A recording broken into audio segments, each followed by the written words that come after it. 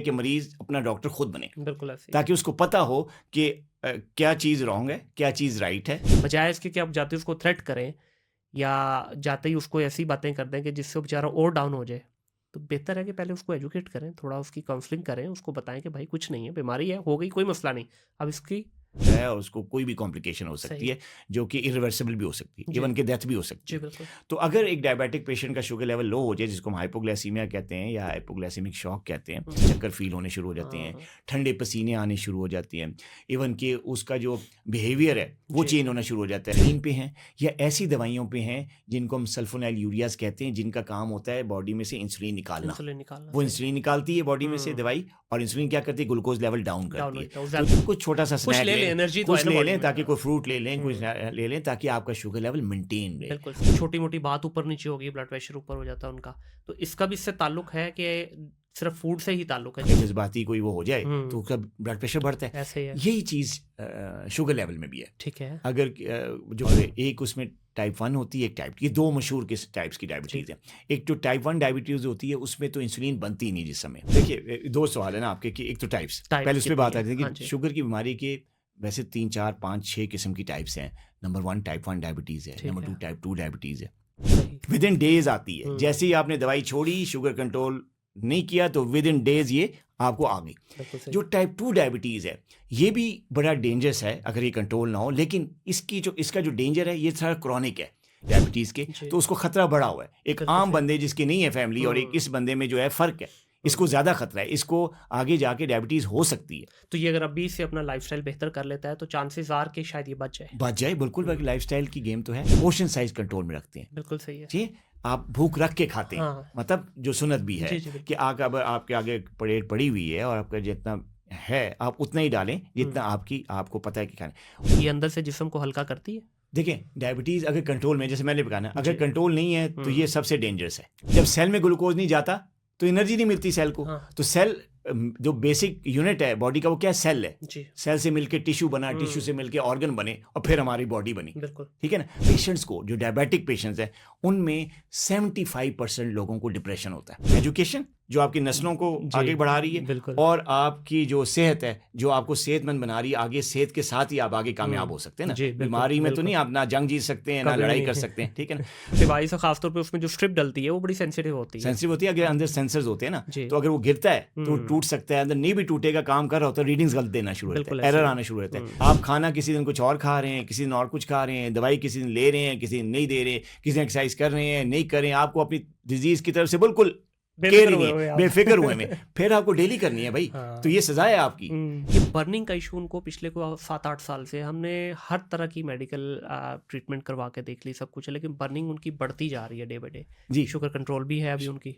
और लेट जाएंगे डॉक्टर के पास तो नर्व डैमेज ज़्यादा होगा, तो सही। फिर रिवर्स होना मुश्किल हो जाता है। डेफिनेटली ख्याल करना चाहिए। अगर आपको शुगर हो गई है किसी पेशेंट को, तो इसको जो जूते पहनने या जूते की जो सिलेक्शन है, जब वो जी। जूते लेने जाता है अपना पहनने के लिए, तो उसकी 2 चीज़ों का ख्याल रखना चाहिए। अच्छा, वो एक चीज़, और एक है वेट लिफ्टिंग। ये Muscle 2 strength। अलग अलग एक्सरसाइज हैं। बिल्कुल। अच्छा, इन दोनों का बॉडी पे इफेक्ट भी अलग है, शुगर लेवल पे इफेक्ट भी अलग है।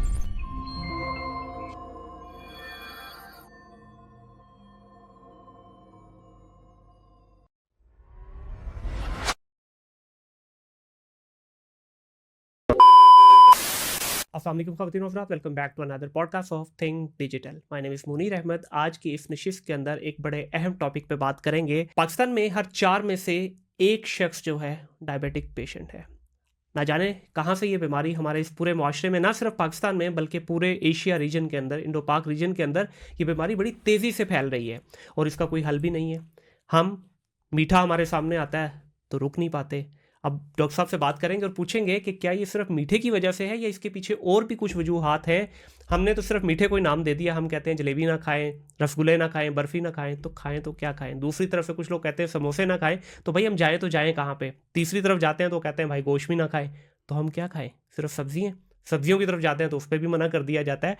तो आज मेरे साथ डॉक्टर शाहिद नदीम साहब मौजूद हैं। पिछले अरसा 25 साल से डायबिटिक की डोमेन के अंदर काम कर रहे हैं और आप इनकी वीडियोस देखते हैं, बहुत सारे चैनल्स पे भी बैठते हैं, अपना भी यूट्यूब का चैनल माशाल्लाह बड़े ही अच्छे तरीके से चला रहे हैं।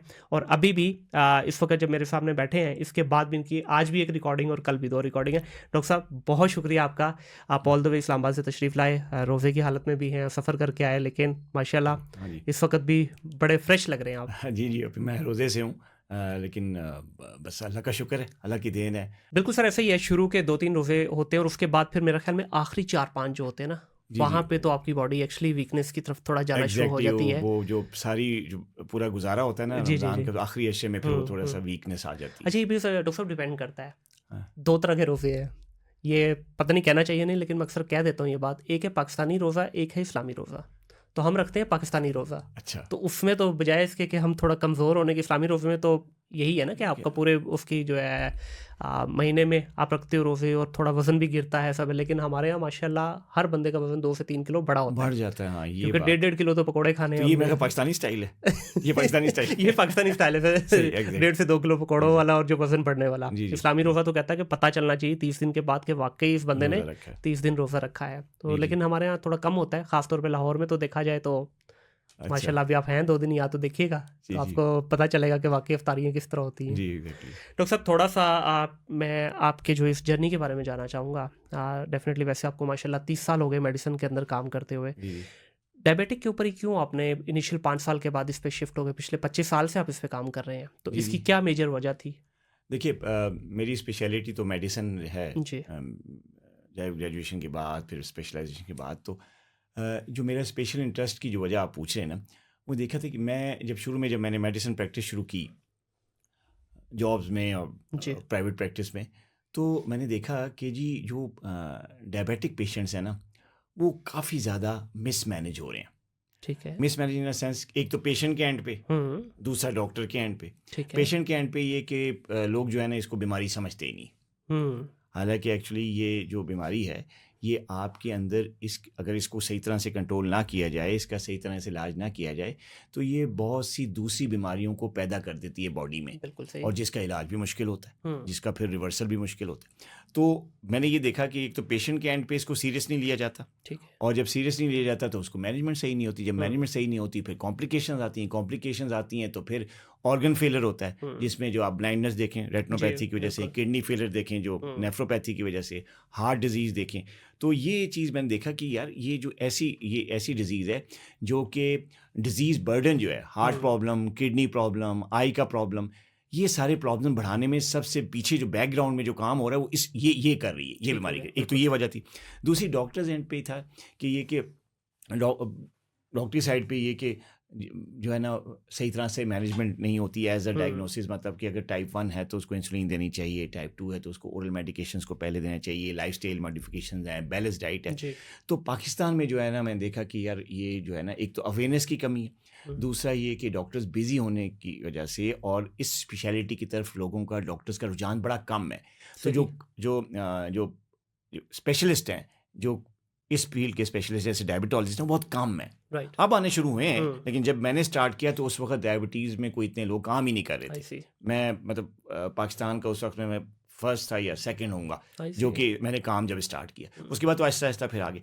तो उसमें फिर मैंने ये देखा कि क्योंकि डॉक्टर्स की का इंटरेस्ट इसमें नहीं है और मिसमैनेज भी चीज़ें हो रही हैं, तो उसकी वजह से जो है ना पेशेंट केयर गिर रही है इस सिलसिले में डायबिटीज़ को। बिल्कुल सही। तो डायबिटीज़ की केयर सही तरीके से नहीं हो रही, हुँ। पेशेंट एंड पे भी नहीं हो रही, डॉक्टर एंड पे भी नहीं हो बिल्कुल रही। सही। तो क्या हो रहा है, डायबिटीज़ जो है वो कॉम्प्लिकेशन को जन्म दे रही है। हुँ। बहुत ज़्यादा हार्ट केसेस जो है आ रही हैं, ब्लाइंडनेस के केसेस आ रहे हैं, सही। किडनी फेलियर के केसेस, इसकी वजह से। ठीक तो है। ये मेरी वजह थी कि यार इस फील्ड में आना चाहिए। हुँ। इसमें ना सिर्फ पेशेंट के एंड पे उनको एजुकेट करना चाहिए, बल्कि नई ट्रीटमेंट्स और नई जो ट्रीटमेंट ऑप्शंस हैं, डाइट है, आपका लाइफस्टाइल है, और जो मेडिसिन है उस पे आना चाहिए, उसकी अवेयरनेस करनी चाहिए। फिर मैं इस पे आया, फिर उस पे बड़ा काम किया मैंने। डॉक्टर साहब आज रिसर्च से 20-25 साल पहले जब इस डोमेन में आए थे और आज की इस डोमेन को कितना डिफरेंट देखते हैं? शायद जिद्दत तो आई होगी कुछ ना कुछ इसमें। नहीं, बिल्कुल बहुत जिद्दत आई। जहाँ इलाज में जिद्दत आई है, वहाँ पे अवेयरनेस में भी आई। सही। ये पहले जो है ना, जैसे कि मैंने बताया कि जब मैंने प्रैक्टिस स्टार्ट की, तो लोगों को पता ही नहीं होता था कि वो डायबिटिक है नहीं। हम्म, एक्सीडेंटली डायग्नोज हो गए, कोई मेडिकल करवाया, कहीं से टेस्ट करवा लिया, किसी हम्म, लैब में चले गए, मजाक में किसी ने करा जी लिया जी, टेस्ट, तो पता चला कि डायबिटीज़ है। हम्म, मतलब है ही नहीं, हाँ बिल्कुल क्योंकि सही, सिम्टम्स कम होते थे और सिम्टम्स को वो इतना लोग इंपॉर्टेंस भी नहीं देते, तो ये होते। जहाँ तक टाइप 1 डायबिटीज़ है उसमें सिम्टम्स होते हैं बड़ी ठीक है, सीवियर तरीके से, बड़ी हम्म। ऑनसेट बड़ा एब्रप्ट होता है, तो उसमें सिम्टम्स आते हैं। जो टाइप 2 है उसमें बाज़ औक़ात सिम्टम्स ही नहीं होते, लेकिन अलामात सर ही उस नहीं वक्त होती। तक तो कहानी वैसे ही बिगड़ चुकी होती है, जी टाइप जी 2 तक पहुंचते पहुंचते आगे जाके इस पे डिस्कस भी करेंगे। जी जी तो इस पे अभी जो अब कर रहे हैं सारी ये चीज़ें इसमें मैनेज हो रही हैं, डेफिनेटली अवेयरनेस की तो बात होगी, अवेयरनेस भी बहुत हद तक बड़ी है और इसमें खासतौर पे सोशल मीडिया ने बड़ा रोल प्ले किया अपना। एग्जैक्टली। मेडिकली इसमें कितनी बेहतरी आई है? देखिए, जहाँ तक जो पुराने वक़्त की बात करें तो उस वक़्त तो सोशल मीडिया भी नहीं था जब मैंने जी जी, स्टार्ट की, सोशल मीडिया भी नहीं था, इवन कि जो है ना सेल फ़ोन भी नहीं था, हम्म, तो कम्युनिकेशन इतनी सही नहीं थी। बिल्कुल सही, तो लिहाज़ा पेशेंट को अवेयरनेस में ही मुश्किल थी। अवेयरनेस हम कैसे करते थे उस ज़माने में, हम क्लिनिक पे ही लोगों को अवेयर करते थे। मैं जी, वहाँ पे, मुझे अच्छी तरह याद है कि मैं वन्स अ वीक, फिर जब ज़्यादा केसेज़ आने शुरू हुए, ट्वाइस अ वीक मैं एजुकेशन जो है ना सेशंस किया करता हम्म, था। डायबिटिक्स कइयों को बिठा के, जी जी, मुख्तलिफ एक बैच बना के ना, तो हम्म, मैं वहाँ पे उनको एजुकेट किया करता था कि यार ये मेडिसिन इस तरह यूज़ करनी है, ठीक है, डाइट को इस तरह खाना है, इंजेक्शन अगर आप इंसुलिन लगा रहे हैं तो ये टाइम है इंसुलिन का, हम्म, इस तरीके से आप इंसुलिन लगाएं। तो मैं जब टीच करता था, बिल्कुल सही, जस्ट लाइक वो क्लासरूम में नहीं जैसे बच्चे पढ़ाते, तो ये लेकिन अब क्या है, अब हम सोशल मीडिया पे टीच कर देते हैं। बिल्कुल मेरा ऐसे ही है, बड़ा अच्छा मेरा जो है, आपने देखा होगा जी फेसबुक जी, पेज बिल्कुल है, सारा बिल्कुल कुछ, ऐसे ही उससे है। मेरी कोशिश है पिछले कई सालों से कि लोगों को एजुकेट किया जाए। और सर आप ताकि यकीन करें, मुझे हाँ जी। इतनी खुशी हुई आपका जब मैंने पेज देखा ना मेरे पास, क्योंकि मैंने बहुत सारे मेडिकल के शोबों के इंटरव्यूज़ कर चुका हूँ, रिलीजियस स्कॉलर्स के कर चुका हूँ, इंजीनियर्स के कर चुका हूँ। सबसे बड़ा जो आज तक का मुझे पेन पॉइंट रहा है ना सर, इतना इतना काम किया हुआ अपनी डोमेन में, 20-20, 25-25, 30-30, 40-40 साल से कुछ भी नहीं, अपना एक पेज तो दूर की बात, कुछ भी नहीं है, एग्जिस्टेंस ही नहीं है अपनी सोशल मीडिया के ऊपर। हाँ, मुख्तलिफ चैनल्स पे बैठते हैं, जाते हैं वहाँ पे अवेयरनेस देते हैं। अब चैनल्स का सर प्रॉब्लम क्या है, जो हमने ऑफ कैमरा भी बात की, कि वहाँ 10-12 मिनट आपको मिलते हैं और उन्होंने उसी वक्त वो चलाना है, उसके बाद ख़त्म।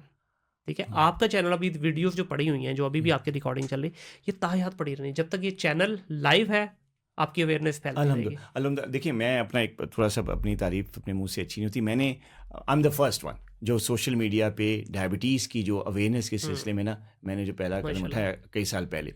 और मेरे पेशेंट मुझे आके बताते हैं, क्लिनिक हम्म, पे जब आते हैं, तो वो बताते हैं कि डॉक्टर साहब, मैंने कहा यार इतने दिनों से इलाज नहीं करवा रहे, आपकी शुगर तो कंट्रोल है, क्या वजह है? आप तो डॉक्टर के पास जाएं।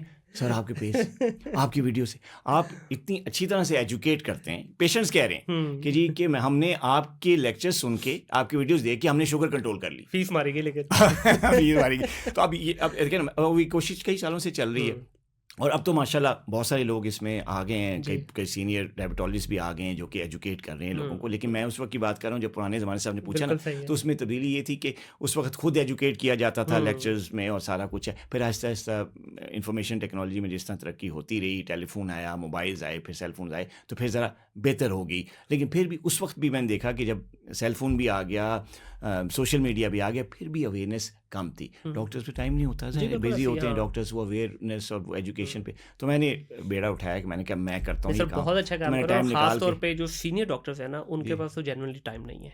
ठीक है, वो तो उनकी तो मतलब अपनी जो पर्सनल लाइफ़ भी डिस्टर्ब हुई होती है कि 4-4 क्लिनिक्स पे बैठ रहे हैं, फिर पेशेंट्स बाहर लाइन में लगे हुए हैं, टाइम ही नहीं है।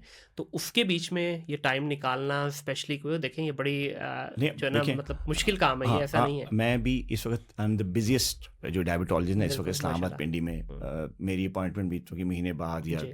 मतलब 20-25 दिन के बाद ही मेरी हुँ, अपॉइंटमेंट हुँ, आती है। अल्हम्दुलिल्लाह, अल्लाह का शुक्र है, ऐसी वो कोई बात नहीं। लेकिन फिर भी मैंने एक टाइम स्लॉट रखा हुआ है और मेरी टीम मुझे कहती है डॉक्टर साहब पेशेंट्स को आप देखें, इतने पेशेंट्स हैं, इतनी लाइन में हैं, तो ये आप एजुकेशन के लिए या ये पोस्ट लिखने के लिए या ये वीडियो हुँ। बनाने के लिए जो आप टाइम निकाल रहे हैं, ये थोड़ा सा बाद में कर लें डॉक्टर साहब, वो पेशेंट ये वो। तो मैंने कहा यार ये पेशेंट की केयर बेसिकली असल ये है कि बिल्कुल जो हम ऐसे ही, एजुकेट कर बिल्कुल रहे ऐसे ही, हैं, ऐसे ही है। इससे डिजीज़ बर्डन कम होगा। हुँ, जो पेशेंट आ गया वो पेशेंट तो बन गया ना। हुँ। जो प्रिवेंशन है, जो सही तरीके से इलाज है, वो हम थ्रू जो ये एजुकेशन है इसके थ्रू कर रहे हैं। बिल्कुल ऐसे ठीक ही है है, ना? बिल्कुल जो ऐसे ही। इलाज है वो तो और डॉक्टर्स भी कर रहे हैं, हाँ, हम ज़ाहिर भी है। कर रहे हैं। हुँ, लेकिन ये है कि अगर किसी को प्रिवेंट किया जाए इसमें, या उसको एजुकेट किया जाए कि उसने बीमारी को टैकल किस तरह करना है, हाँ, मैंने, क्योंकि लाइफ लॉन्ग प्रॉब्लम है। बेशक इट्स ऐसे नॉट ही। ये नहीं है कि नज़ला हाँ। ज़ुकाम है या कोविड हुआ, जी। दवाई ली और ठीक हो गए तो चल हुँ, गए। नहीं, हुँ। It's a life long, it's a chronic disease. बिल्कुल ऐसे ही तो है। आप जब तक आप पेशेंट को एजुकेट नहीं करेंगे, वो अपनी डिजीज़ अपना डॉक्टर खुद बन हुँ, मैंने कोशिश यही की है कि मरीज़ अपना डॉक्टर खुद बने, बिल्कुल ऐसे ही है। ताकि उसको पता हो कि क्या चीज़ रॉन्ग है, क्या चीज़ राइट है, और वैसे राइट चीज़ का डॉक्टर इंतखाब साहब करें। माजरत के साथ ना इस जुमले पे जरा गौर कीजिएगा दोबारा, ये ना करें।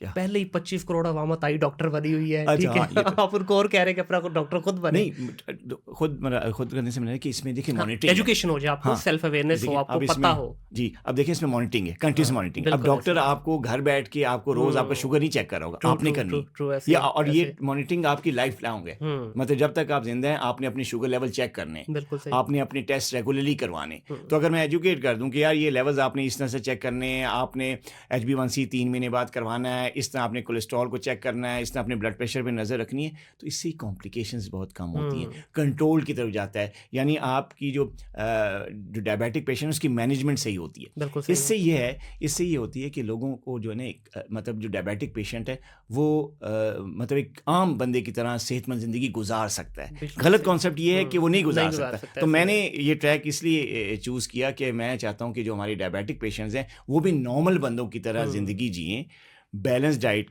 को यूज़ करें, और अपना जितना भी नेचर का फूड है या खाने हैं जो भी है वो उनको खाएं, उनको एंजॉय करें, और जिससे उनकी सेहत भी ख़राब ना हो। बिल्कुल ऐसे ही। मैंने ये किया है। अब लोग ये करते हैं कि यार सब कुछ बंद करो और ये कर दो वो कर दो, तो बेचारा डायबिटिक पेशेंट सोचता है यार मेरे लिए तो ज़िंदगी ख़त्म ही होगी, मर ही जाऊँ बेहतर है। बिल्कुल ऐसे तो ही। मैंने ये कॉन्सेप्ट, मैंने कहा कि नहीं, लाइफ इस डिजीज़ के साथ भी उसी तरह अच्छी हो बैलेंस सकती और है इतदाल जिस के तरह साथ। एक आम आदमी की जो कि नॉन डिजीज है, नहीं बीमार मैंने है, वसीम उसकी अकरम हो की सकती सर है। एक ना वीडियो देखी बड़ा अरसा पहले। वो भी बड़े अरसे से डायबिटिक हैं, जी तो जी उन्होंने कहा यार मैंने कोई चीज़ छोड़ी नहीं है, लेकिन जहाँ मैं लेट्स से एक चपाती लेता था मैंने उसका पोर्शन कर दिया। मैं अगर एक प्याला पाए का लेता था मैंने उसका पोर्शन कर दिया। मैं हलवा अगर ज़्यादा खाता था गाजर का, उसका छोटा सा एक पोर्शन। कहते छोड़ा कुछ नहीं है, बट इतदाल में आ गई हर इतना हाल चीज़, में आ गई, ठीक है। ये तो एजुकेशन, हाँ बिल्कुल एजुकेशन ऐसे ही। अवेयरनेस है तो ये बिल्कुल कर ऐसे रहे ही। हैं ना। अब तो बस डॉक्टर्स का एक ना सर मुझे जो एतराज़ है, मैं बड़ी दफ़ा बात कर चुका और मुझे खुशी हुई कि चलें आपने ये कदम उठाया। डॉक्टर्स का प्रॉब्लम ये देखें, डॉक्टर जो है ना, जब आप कोई भी पेशेंट डॉक्टर के पास जाता है ना सर, मेडिकेशन बाकी सारी चीज़ें बहुत बात की चीज़ है। पहले जो 1 to 1 कंसल्टेशन होनी है ना, जी जी वहीं पे आधा मरीज़ ठीक हो जाता है। लेकिन पाकिस्तान में पता नहीं क्यों रिवाज है कि जाते ही पहले तो उसको फटे पे डाल देते हैं और अपनी बातें ही ऐसी करेंगे लगेगा गया बस, अच्छा। मैं नहीं बच सकता आज। अब जबकि बाहर आप जाएँ, मैंने पर्सनली ये चीज़ एक्सपीरियंस की है कि वहाँ जाके आपको प्रॉपर काउंसल किया जाता है और आपको बताया जाता है ठीक है इट्स ओके, आप बीमार तो हो, बट ये नहीं कि आप बिल्कुल हिम्मत छोड़ दो। बहुत सारा मैंने देखा है कि उसकी कंसल्टेशन से ही मरीज़ बेहतर हो जाता है, बजाय इसके कि आप जाते उसको थ्रेट करें या जाते ही उसको ऐसी बातें कर दें कि जिससे वो बेचारा और डाउन हो जाए।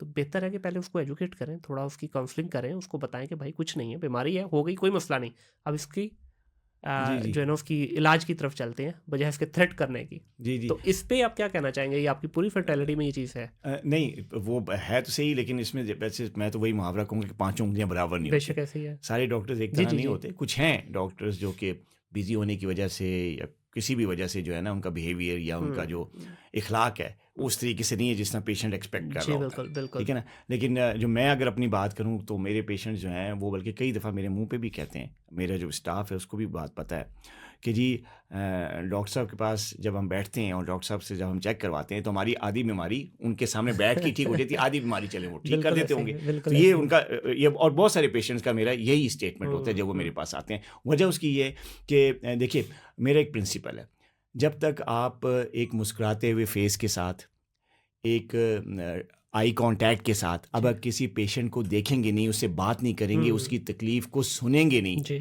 तो आप डायग्नोज नहीं कर सकते। एग्जैक्टली। एक बात। दूसरा, वो ट्रस्ट आपको नहीं आ सकता। लेकिन जब आपको दवाई पे ट्रस्ट नहीं होगा जी तो शिफा आएगी नहीं बिल्कुल नहीं आएगी। आएगी। अगर आपको डॉक्टर पे ट्रस्ट नहीं होगा तो शिफा आएगी हाँ नहीं आएगी।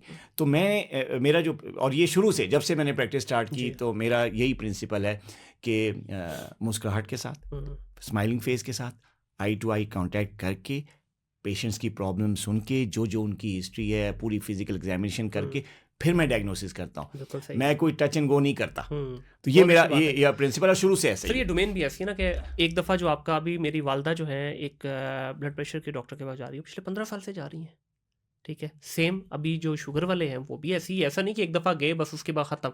ये तो आप पेशेंट का और डॉक्टर का ताल्लुक है लंबा है, क्योंकि जिस तरह आपने एग्जैक्ट शुरू में कहा कि ये बीमारी ऐसी नहीं है कि पैराडोल ही सही हो गई, ये तो लॉन्ग टाइम चलनी है लॉन्ग आपके टाइम साथ। चलिए। डॉक्टर साहब मुझे ये बताइएगा कि डायबिटिक की जब हम बात करते हैं, उर्फ़े आम में हम इसको कहते हैं शुगर हो गई, जी जी मेरी शुगर बढ़ गई, मेरी शुगर कट गई, जी जी ठीक है।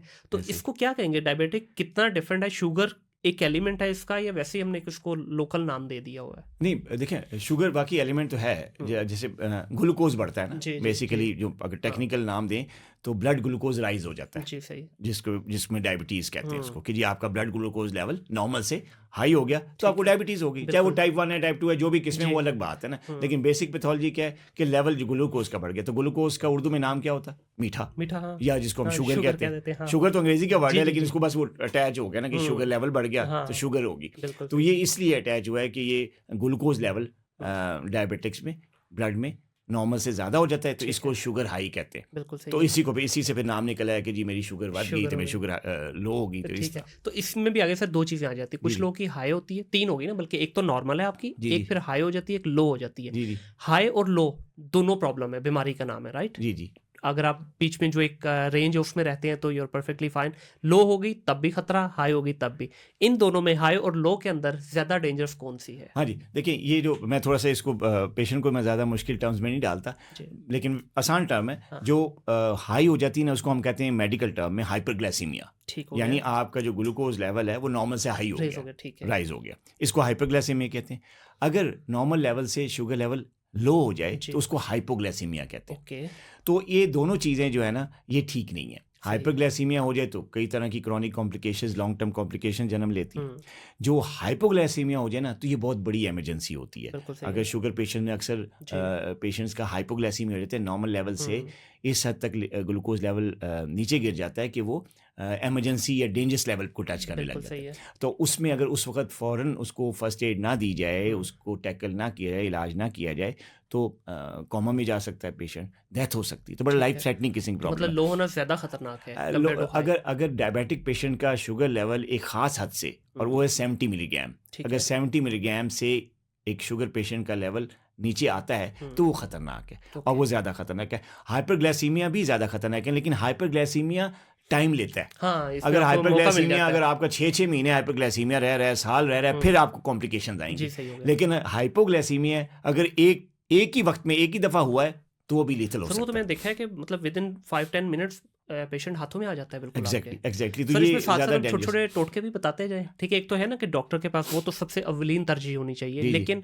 जाहिर है एक आपके पास इमरजेंसी केस आ गया कि जिसमें आपको डॉक्टर तक पहुंचते हुए थोड़ा टाइम लग सकता है, तो कुछ टोटके भी हैं घरेलू के जिसमें हम ये कर सकें। अब जिस तरह नमक है, मीठा है, इनके इस्तेमाल से कहते हैं ना कि आप करें तो चलें, एक 100% जो आप इस वक्त बेड पे आने की सिचुएशन में थोड़ा सा बेहतर हो जाएंगे। जी, जी, बिल्कुल। लो देखिए, का पहले बता दीजिए। लो का क्योंकि ज़्यादा खतरनाक जो जी। है इमरजेंसी है वो तो हाइपोग्लाइसीमिया है, जिसमें जी। शुगर लेवल लो हो लो हो जाता है, जैसे जाता मतलब 70 से नीचे आ जाता है। जी।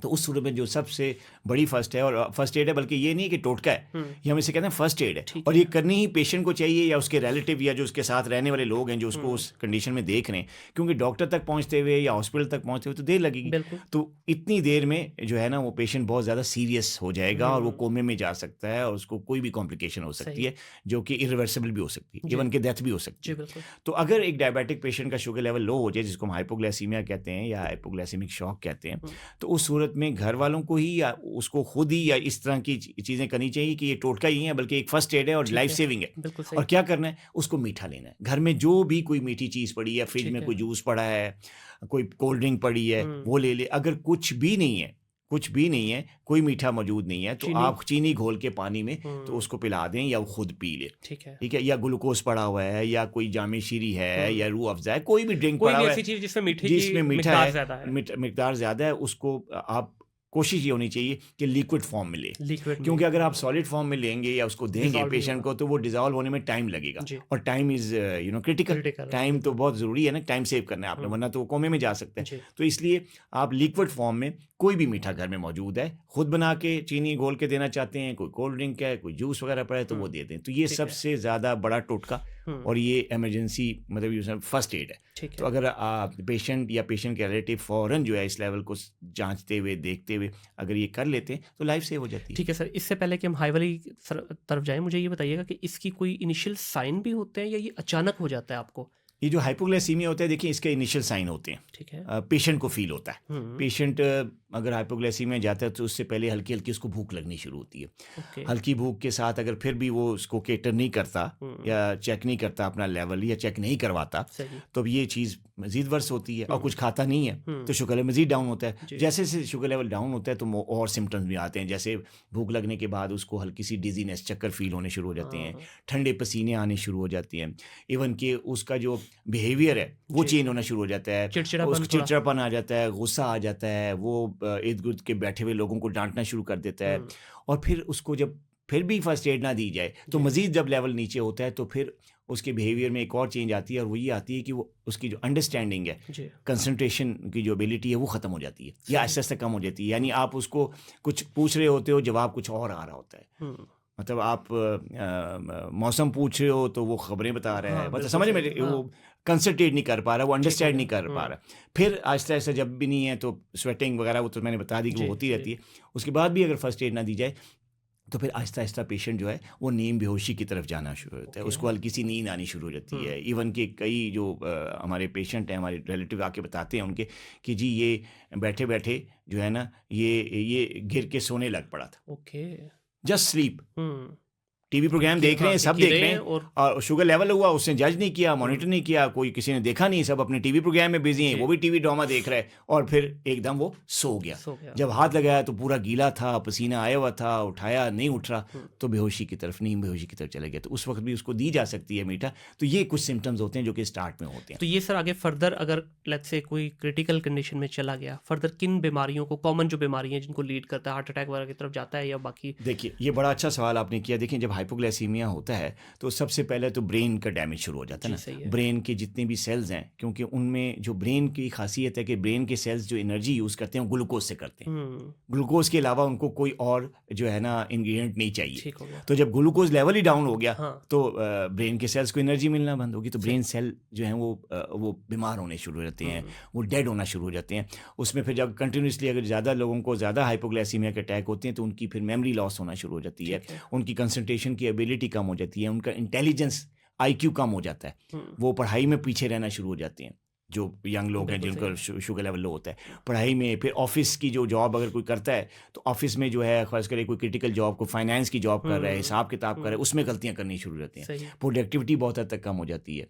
फिर थका थका फील करता है इंसान। हाइपोग्लाइसीमिया के बाद एक दो घंटे जो स्टार्ट के होते हैं ठीक जी। होने के बाद भी, जी जी जी तो पेशेंट जो है वो उतनी एनर्जी फील नहीं करता जितनी हाँ, करनी चाहिए। बिल्कुल। थका थका फील करता है, नींद आई रहती है उसको, 2-2.5 घंटे के तक बाज़ औक़ात लोगों को तो पूरा पूरा दिन गुजर जाता जी है ऐसे। कि हाइपोग्लाइसीमिया के बाद वो रिकवर करते हुए। तो इसके बड़े दूरस्थ नताइज भी होते हैं, ठीक है, और जो है ना एक्यूट वो रिजल्ट्स भी होते हैं। तो हाइपोग्लाइसीमिया से सबसे पहला जो ऑर्गन मुतासर होता है वो ब्रेन होता है। ब्रेन होता है, सही है। ब्रेन के बाद अगर पेशेंट की एज ऐसी है कि वो थोड़ा सा ओल्ड एज है और उसको कोई दूसरी बीमारी में जैसे हार्ट प्रॉब्लम है, जी। या किसी का ब्लड प्रेशर बढ़ा हुआ है, या खुदा ना खास्ता कोई आई का प्रॉब्लम है, या कोई और डिजीज़ चल रही है, तो उसमें भी कॉम्प्लिकेशन आ सकती हैं। जैसे हो गया। अगर फर्स्ट कहीं मल्टीपल हाइपोग्लाइसीमिया हो रहे हैं और पेशेंट अगर हार्ट पेशेंट तो it can lead into heart attack, MI हो सकता है, हार्ट सही, अटैक हो सही। सकता है, it can lead into stroke, फालिज, बिल्कुल। वो हो सकता है।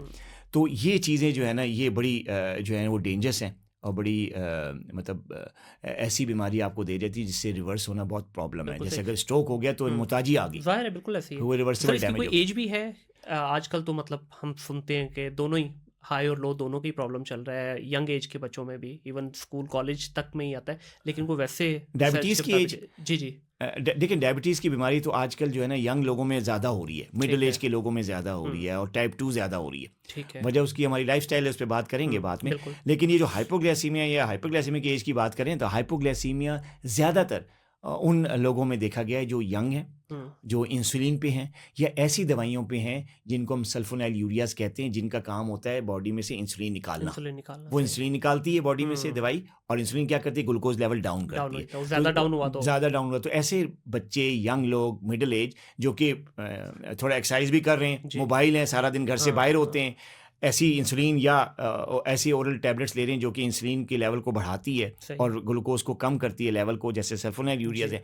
तो उन केसेस में देखा गया कि उनको ये चीज़ें ज़्यादा फेस करनी पड़ती हैं, हाइपोग्लाइसीमिया उनमें ज़्यादा होता है, तो उनको ज़्यादा एहतियात की ज़रूरत है। बिल्कुल। जो ओल्ड लोग हैं, ज़्यादा उम्र के हैं, वो घर में बैठे रहते हैं, हाँ। रिटायर्ड हैं, लाइफ गुजर रही जी। है, दवाई दी हुई है, वो ज़्यादा इंसुलिन पे नहीं होते, जी। ठीक है, तो उनको गोलियों पे वो ज़्यादा हाइपोग्लाइसीमिया में नहीं जाते। लेकिन ठीक ज़्यादातर है। हाइपोग्लाइसीमिया के जो इंसिडेंसेस हैं वो यंगर एज में या मिडिल एज में होते हैं, और डेंजरस भी होते हैं और क्योंकि इसका सर लोग इससे भी ताल्लुक है कि जिस तरह आपने कहा कि यंग एज में ज़ाहिर है सारा दिन मोबाइल हैं लोग, अब अक्सर हो जाता है कि आप किसी ऐसी जगह पे निकले हैं कि आपका टेन्योर थोड़ा लंबा हो गया, ये ज़रा एक्सर्शन वाला काम था, तो आप प्रॉपर डाइट उस दिन या उस टाइम पे नहीं ले पाए, तो आपको वो अटैक आ गया हाँ, लो वो का। आप ये इस देखिए इसमें ये होता है ना कि अगर आप आपने खाना खा के आप घर से नाश्ता करके निकले हैं, जी। डायबिटिक की दवाई भी ली हुई है, लेकिन काम आपका ऐसा है, मोबाइल है, सारा दिन चल रहे हुँ, हैं, काम की बिज़ी होने की वजह से, टाइम की कमी की वजह से आप कुछ नहीं खा सके सही या है। खाने का टाइम नहीं मिल सका और आपने हुँ, खाना मिस कर दिया। हुँ, अगला मील जो था, जी, लंच था मिस या कर जो भी दिया। था, वो मिस कर दिया। हुँ, अब ज़ाहिर है वो लंच मिस कर दिया तो शुगर लेवल डाउन होगा। जी,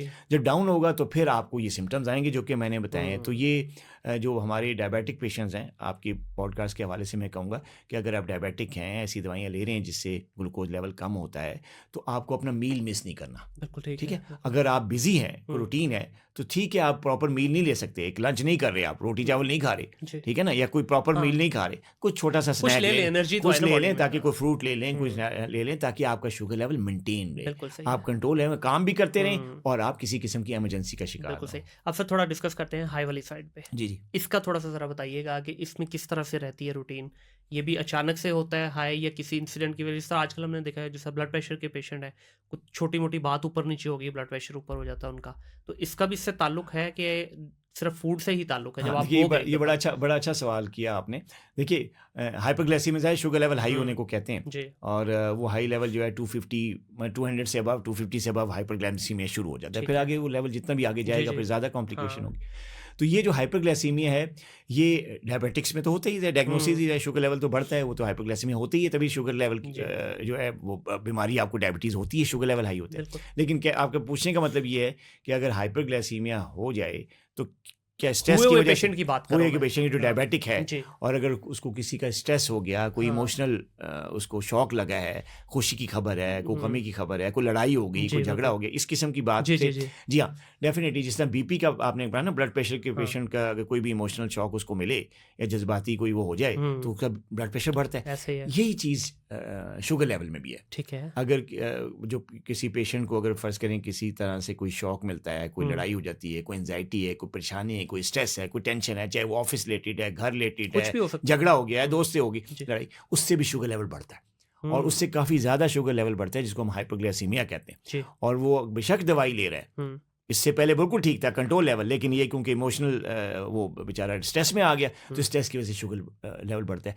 बाज़ लोग नॉर्मल होते हैं ठीक है। बाज़ पेशेंट्स मतलब उनको डायबिटीज़ नहीं हाँ। होती, उनको स्ट्रेस की वजह से डायबिटीज़ होती थी, उनका शुगर लेवल बढ़ जाता है। उनको हुँ, रिलैक्स करते हैं हम, कुछ अरसे थोड़ा-सा कहीं घुमाने भेज देते हैं, हुँ, उस एनवायरनमेंट से हटा देते हैं, तो उनको शुगर लेवल नॉर्मल हो जाता है। सही। तो डायबिटीज़ टाइप 2 में कुछ ऐसे केसेस भी हैं, हुँ, जो कि स्ट्रेस की वजह से डायबिटीज़ उनको होती है।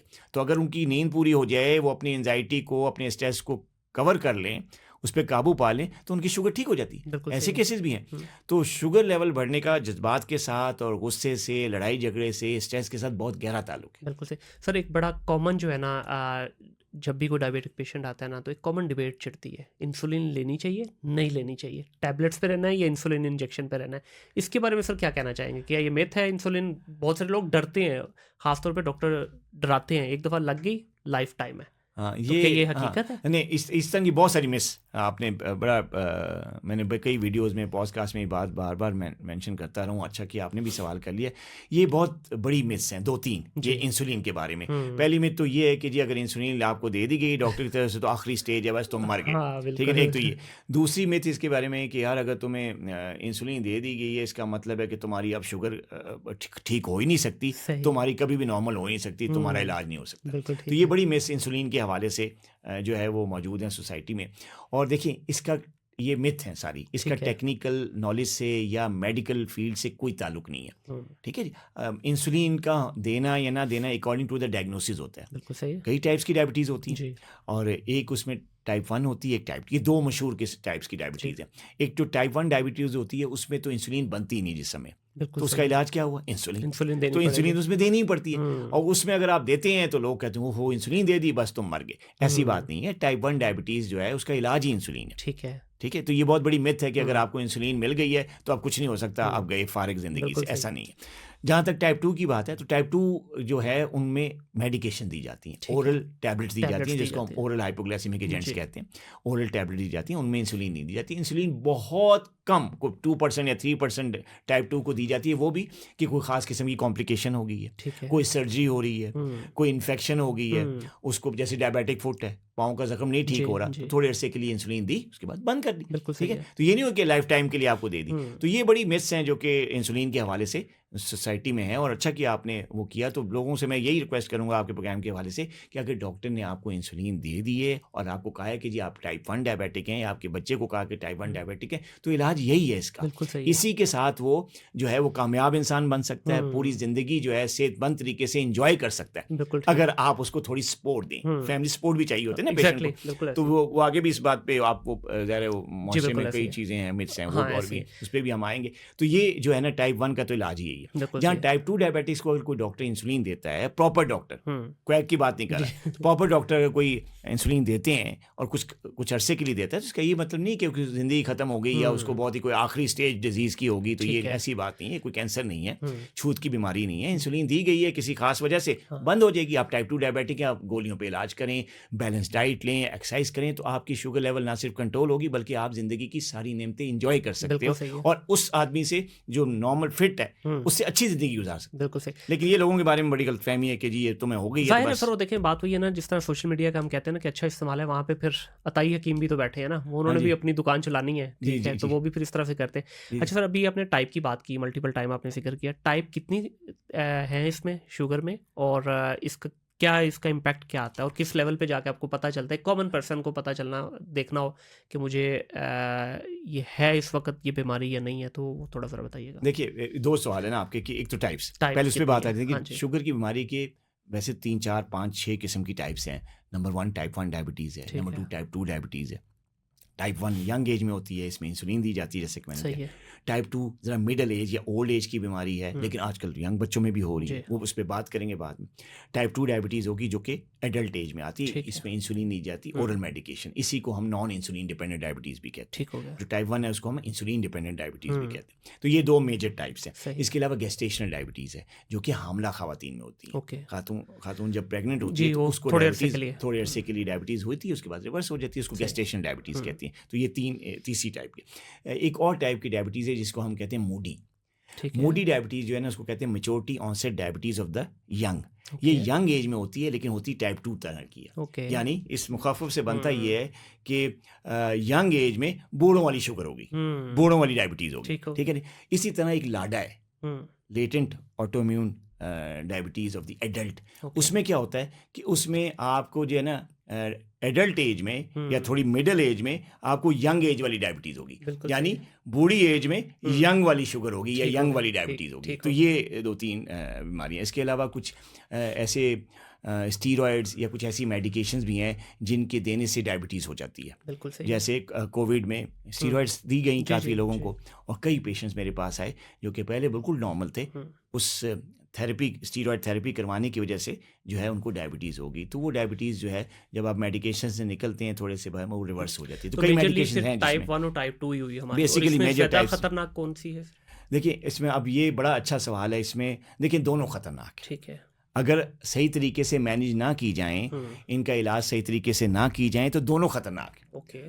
ठीक है। अगर टाइप 1 है और सही तरीके से मैनेज हो रही है तो बिल्कुल ख़तरनाक नहीं है, आप बिल्कुल नॉर्मल ज़िंदगी गुजार सकते हैं, एंजॉय कर सकते हैं अपनी लाइफ को, खा पी भी सकते हैं और बिल्कुल सही है। सेहतमंद ज़िंदगी गुजार सकते हैं। उन लोगों से अच्छी ज़िंदगी गुजार सकते हैं जिनको नहीं है, हम्म, ठीक है। लेकिन मैनेजमेंट चाहिए, आपको प्रॉपर इलाज करना चाहिए, शुगर कंट्रोल रखनी चाहिए। बिल्कुल सही है। टाइप 2 भी इसी तरह, अगर टाइप 2 डायबिटीज़ आपने अच्छी तरीके से कंट्रोल की हुई है, उसको मैनेज कर रहे हैं, दवाई टाइम पे ले रहे हैं, एक्सरसाइज टाइम पे कर रहे हैं, डाइट बैलेंस डाइट कर रहे हैं, कोई प्रॉब्लम अब नहीं। कोई प्रॉब्लम नहीं है, बड़ी सही। अच्छी ज़िंदगी गुजार सकते हैं। लेकिन अगर नहीं कंट्रोल की हुई तो बहुत कॉम्प्लिकेशंस वो तो हो सर सकती हैं। डेफिनेटली फिर उसका तो कोई वो दोनों limit नहीं है। डेंजरस हैं। लेकिन बेसिकली जहाँ तक कॉम्प्लिकेशन का ताल्लुक है तो मैं कहता ये हूँ कि जो टाइप 1 है वो बेसिकली उसका ऑनसेट बड़ा एक्यूट है। अच्छा। अगर क्योंकि इंसुलिन बन नहीं रही, तो अगर वो थोड़े से अरसे भी अगर पेशेंट कंट्रोल नहीं करेगा, जी।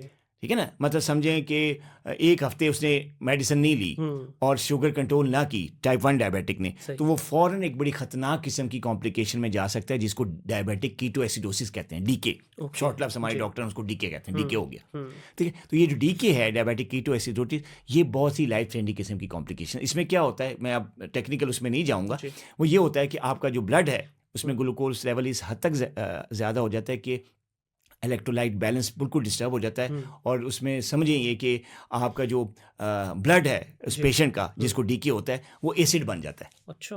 तो जब खून एसिड बन जाए तो क्या होगा, तो आप खुद सोच सकते हैं, डेफिनेटली ठीक है। बिल्कुल तो टाइप 1 में ये जो कॉम्प्लिकेशन है डीके जिसे, ये फ़ौरन आती है, सही। विद इन डेज आती है। जैसे ही आपने दवाई छोड़ी, शुगर कंट्रोल नहीं किया, तो विद इन डेज ये आपको आ गई। बिल्कुल सही। जो टाइप 2 डायबिटीज़ है ये भी बड़ा डेंजरस है अगर ये कंट्रोल ना हो, लेकिन इसका जो डेंजर है ये सारा क्रॉनिक है, ये थोड़े अरसे बाद आता है। यानी अगर आप दवाइयाँ नहीं ले रहे, टाइप 2 डायबिटिक हैं आप इलाज सही नहीं कर रहे, आप परहेज़ नहीं कर रहे, आप वो लाइफस्टाइल पे नहीं है जो डॉक्टर जी। ने आपको एडवाइस किया हुआ है, जी। तो चलता रहेगा, चलता रहेगा। 2 महीने गुजरेंगे, 3 महीने गुजरेंगे, इवन 6 महीने गुजर जाएंगे, इवन साल भी गुजर जाएगा, सही। लेकिन उसके बाद चीज़ें आनी शुरू होती हैं। हम्म, यानी जो डेंजर जो चीज़ है वो टाइप 2 में ज़रा देर बाद आती है, इधर थोड़े जल्दी अरसे आ बाद जाती आती है। है, इधर बहुत जल्दी आ जाती है। बस ये डिफरेंस है, बिल्कुल हैं सही। दोनों डेंजर्स। सर आजकल जो है ना बहुत सारे ट्रेनर्स खास तौर पे जो फिजियो ट्रेनर्स हैं उन्होंने एक नारा लगाना शुरू किया हुआ है, जी हम आपकी जो शुगर है उसको रिवर्स कर देंगे, शुगर आपकी ख़त्म हो जाएगी, चंद एक्सरसाइजेस बताएंगे, लाइफस्टाइल बताएंगे। मेजरली वो लाइफस्टाइल पे बात करते हैं, एक्सरसाइजेस तो उसका हिस्सा है। वो कहते हैं हम आपका लाइफस्टाइल चेंज कराएंगे तो ये रिवर्स हो जाएगी, कि जो आप एक डायबिटिक पेशेंट है नॉर्मल हो जाएंगे, कोई आपकी मेडिकेशन भी छूट जाएगी, सब कुछ छूट जाएगा। क्या ये पॉसिबिलिटी है इस तरह की कोई? देखिए ऐसी कोई पॉसिबिलिटी, पहले तो ये ठीक है। स्ट्रेट अवे नो है। दोनों में से किसी भी स्टेज पे हो, देखिए, चाहे 2 हो, टाइप 1 हो या 2 हो। टाइप 1 हो या टाइप 2 हो या गेस्टेशनल डायबिटीज, गेस्टेशनल डायबिटीज ऐसी चीज़ है, ऐसी बीमारी जो कि रिवर्स हो जाती है, उसको वो तो तो खैर उसका हम तो मानेंगे नहीं ना, मानते ही इसमें नहीं वो हो, तो उसमें नहीं। एक जो टेम्परेरी है। टाइप 1 है वो भी एक्सरसाइज से रिवर्स नहीं हो सकती, वो ठीक नहीं हो सकती। जो ठीक है। टाइप 2 डायबिटीज़ है वो भी ठीक नहीं हो सकती। सिर्फ प्री डायबिटीज़ एक डायबिटीज़ की एक और जी। फॉर्म है जो कि समझिए एक बॉर्डर लाइन डायबिटीज़ है, अभी पूरी तरह से शुगर जो है उसको नहीं होती पेशेंट, वो एक्सरसाइज से वो किसी हद तक वो नॉर्मल हो सकते हैं उसके लेवल। ठीक है कि अभी आपको हुई नहीं, दरवाजा नॉक हो रहा है, नॉक हो रहा है जी, ये तो तो उस पे आप उस पे थोड़ा सा आप ध्यान एक्सरसाइज कर के लें। साथ करते, लेकिन अदरवाइज सिर्फ एक्सरसाइज बहुत ज़रूरी है। हम्म, शुगर कंट्रोल करने के लिए, अच्छी तरीके से इलाज करने के लिए मैं खुद बहुत ज़्यादा इसका हामी हूँ, और मेरी वीडियोज़ हैं इस पे कि आप जी। फिजिकल एक्टिविटी पे और एक्सरसाइज पे आएँ। लेकिन उसके साथ 2 चीज़ें और भी हैं, बैलेंस डाइट भी है हाँ बिल्कुल। और प्रॉपर मेडिकेशन भी है। जी। ये नहीं कि कोई एक चीज़ आप उठा लें बीच में से इलाज में से और आप कहें कि जी इससे सारा इलाज होता है, बाकी सब चीज़ें छोड़ दो, तो ऐसा नहीं है। टेक्निकली आप जितना मर्जी लाइफस्टाइल चेंज कर लें, अगर आप एक दफ़ा मेडिकेशन पे आ गए, आप रहेंगे मेडिकेशन पे, कम हो सकती है वो, लेकिन जीरो नहीं कर सकते आप हाँ, उसको। देखिए मेडिकेशन पे अगर आप आ गए हैं तो टेक्निकली इसको ज़ीरो नहीं कर सकते कि विदाउट मेडिकेशन आप डायबिटिक हैं तो जी। आप शुगर लेवल भी नॉर्मल हो, आप खाएं भी सब कुछ और आप चीज़ें एंजॉय करें, ऐसा नहीं हो सकता। अगर आप डायबिटिक हैं, थोड़ी बहुत मेडिकेशन ले रहे हैं, अच्छी बैलेंस डाइट ले रहे हैं, फिजिकल एक्टिविटी भी कर रहे हैं, तो फिर तीनों चीज़ों की कम्बिनेशन से मेडिसिन कम होती हैं। हाँ बिल्कुल ठीक है ऐसे ना, ही मेडिसिन कम होती हैं और अच्छे लेवल्स कंट्रोल होते हैं। अगर इसमें से कोई एक चीज़ उठा लेंगे तो ना सिर्फ आपकी डायबिटीज़ अनकंट्रोल होगी बल्कि इसके साथ कॉम्प्लिकेशंस भी आएंगी। बिल्कुल सही। तो कोई एक चीज़ जो ना उठाएं। अब जिस तरह एक बड़ा आम टोटका दिया जाता है जी, अर्ली मॉर्निंग घास के ऊपर नंगे पांव वॉक करें, ये भी मैंने बहुत सारे लोगों से सुना है। वॉक तो करनी करनी घास के ऊपर, वो कहते हैं जो हल्की सी सुबह ड्यू सी पड़ी होती है ना, उस पर जब आप चलते हैं तो इससे आपको बड़ा फर्क पड़ता है। शुगर के बारे में ये चीज़, शुगर के बारे में। हाँ नहीं, मैंने बचपन में मेरी मदर जो है मैंने उनको कई दफ़ा कहते हुए सुना था कि जी आप अगर सुबह सुबह अर्ली मॉर्निंग खास तौर पे बाहर के मौसम में और गर्मियों के मौसम में अगर जब ओस पड़ी होती है जी, तो आप जी। चलें नंगे पाँव घास पे, हाँ। तो नज़र तेज़ होती है। ये मैंने उनसे कि नज़र आई पे तेज़। बड़ा अच्छा उसका इफेक्ट होता है, नज़र जी, तेज़ जी, होती जी। है। और क्योंकि हम ज़रा किताबी कीड़े होते थे, पढ़ा करते थे, तो अम्मी को हम कहते थे जी हमें नज़र ठीक नहीं आ रहा, आप किताबों में हमें डांट के पढ़ाती रहती हैं, तो वो कहती थी नहीं नहीं तुम सुबह जो है ना नंगे पाँव वॉक करो, तुम्हारी नज़र तेज़ होगी और ये तुम्हारी थकेंगी नहीं आंखें, ये ठीक है। सब। तो ये सुना था, लेकिन डायबिटीज़ के हवाले से ये नहीं है। वॉक जो है चाहे वो नंगे पाँव हो, घास पे हो या मतलब क्ले कोट पे हो या सड़क पे जी। हो, जॉगर पहन के हो ना हो, वो बड़ी इफेक्टिव है। वॉक तो बहुत अच्छी है, लेकिन ये चीज़ मैंने नहीं सुनी कि आप नंगे पाँव चलें और उससे कोई डायबिटीज़ पे फ़र्क पड़ता हो, ऐसा तो ठीक हो ये गया। नहीं। डॉक्टर साहब एक बड़ा कॉमन जो है ना मुआशरे के अंदर ये चीज़ सुनने में मिलती है कि अगर मदर या फादर में से किसी एक को डायबिटिक पेशेंट है, किसी भी टाइप की है, तो आप भी रेडी हो जाएं, आपको होनी ही होनी है। ये भी बड़ा कॉमन सुनने में आता है जी। आपका टाइम आगे पीछे हो सकता है आपकी लाइफस्टाइल की वजह से, होगा ज़रूर आपको। जी, जी। तो क्या ये ये वाक़ई है? जेनेटिक्स है। जी, जी, बिल्कुल। ये देखें अगर फैमिली में मदर या फादर दोनों को अगर डायबिटीज़ है तो जी।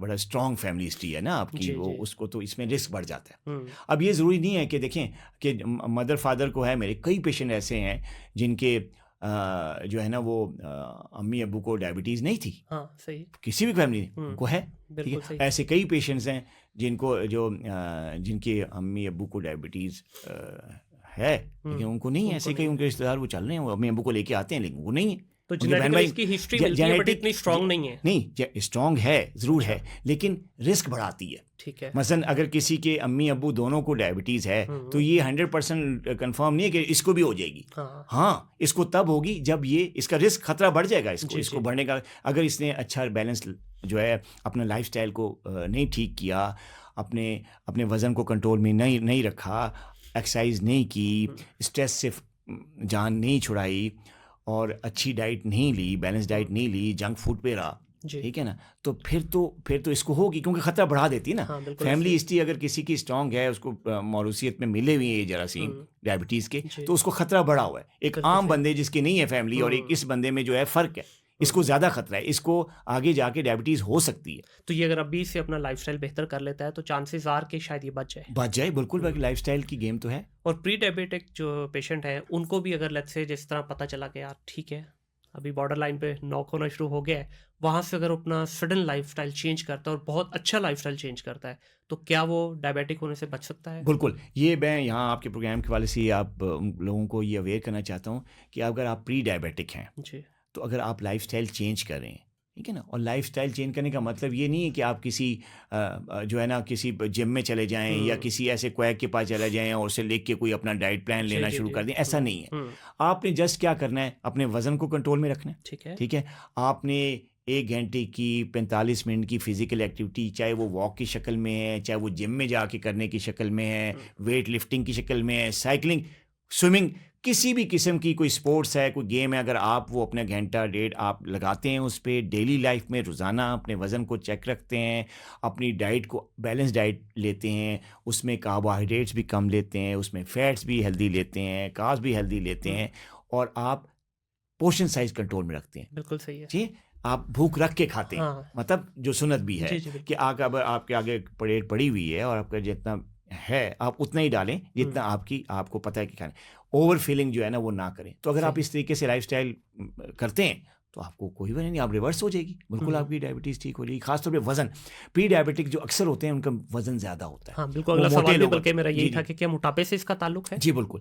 देखिए, प्री डायबिटीज़ का तो ताल्लुक है ही बहुत ज़्यादा मोटापे से। ठीक है। जो लोग ओबीज़ होते हैं, उनको हुँ, अक्सर को पता नहीं होता, हाँ जी, क्योंकि सिम्पटम नहीं होते। हाँ जी। मोटे लोगों को जो प्री डायबिटिक होते हैं या इवन टाइप 2 हो चुकी होती है, उनको हुँ, उनको पता नहीं होता, सिम्पटम नहीं आता, क्योंकि उनकी बॉडी में इंसुलिन बन रही होती है सही। और बड़ी तेज़ी से बन रही होती है। लिहाज़ा वो जो हाइपरग्लाइसेमिक सिम्पटम है ना कि प्यास हुँ, लगना हुँ, और मुँह खुश्क होना और बार-बार वॉशरूम जाना, ज़्यादा पेशाब आना, वज़न गिरना, वो चीज़ उनमें नहीं होती, ठीक क्योंकि है। उनकी बॉडी में इंसुलिन रेजिस्टेंस होती है हुँ, और इंसुलिन रेजिस्टेंस की वजह से उनकी बॉडी ज़्यादा इंसुलिन बना रही होती है, ठीक है। जिसकी वजह से उनका वेट गेन हो रहा होता है। हुँ, उनको ये हाइपरग्लाइसेमिक सिम्पटम्स नहीं आते, वो अपने आप को बिल्कुल पहलवान समझ रहे होते हैं, हुँ, बीमार नहीं समझते, हेल्दी समझते हैं और अचानक एक्सीडेंटली कुछ चेक कराया शुगर लेवल तो पता चला यार तुम्हें प्री डायबिटीज़ होगी या हुँ, टाइप 2 होगी। हुँ, तो मोटे लोगों में जो है ना अगर वज़न को कम कर लिया जाए, जी, तो इवन टाइप 2 भी रिवर्स हो सकती है और प्री डायबिटीज़ तो हो ही जाती है रिवर्स, अगर बिल्कुल आप सही। वेट कम कर लें, अगर वेट की वजह से आपको डायबिटीज़ या प्री डायबिटीज़ है। तो बिल्कुल वेट सही। का तो बहुत ज़्यादा इसमें है। अच्छा सर, इसमें कुछ लोगों को देखा है कि ये अक्सर कंप्लेंट लोग करते हैं कि जिनको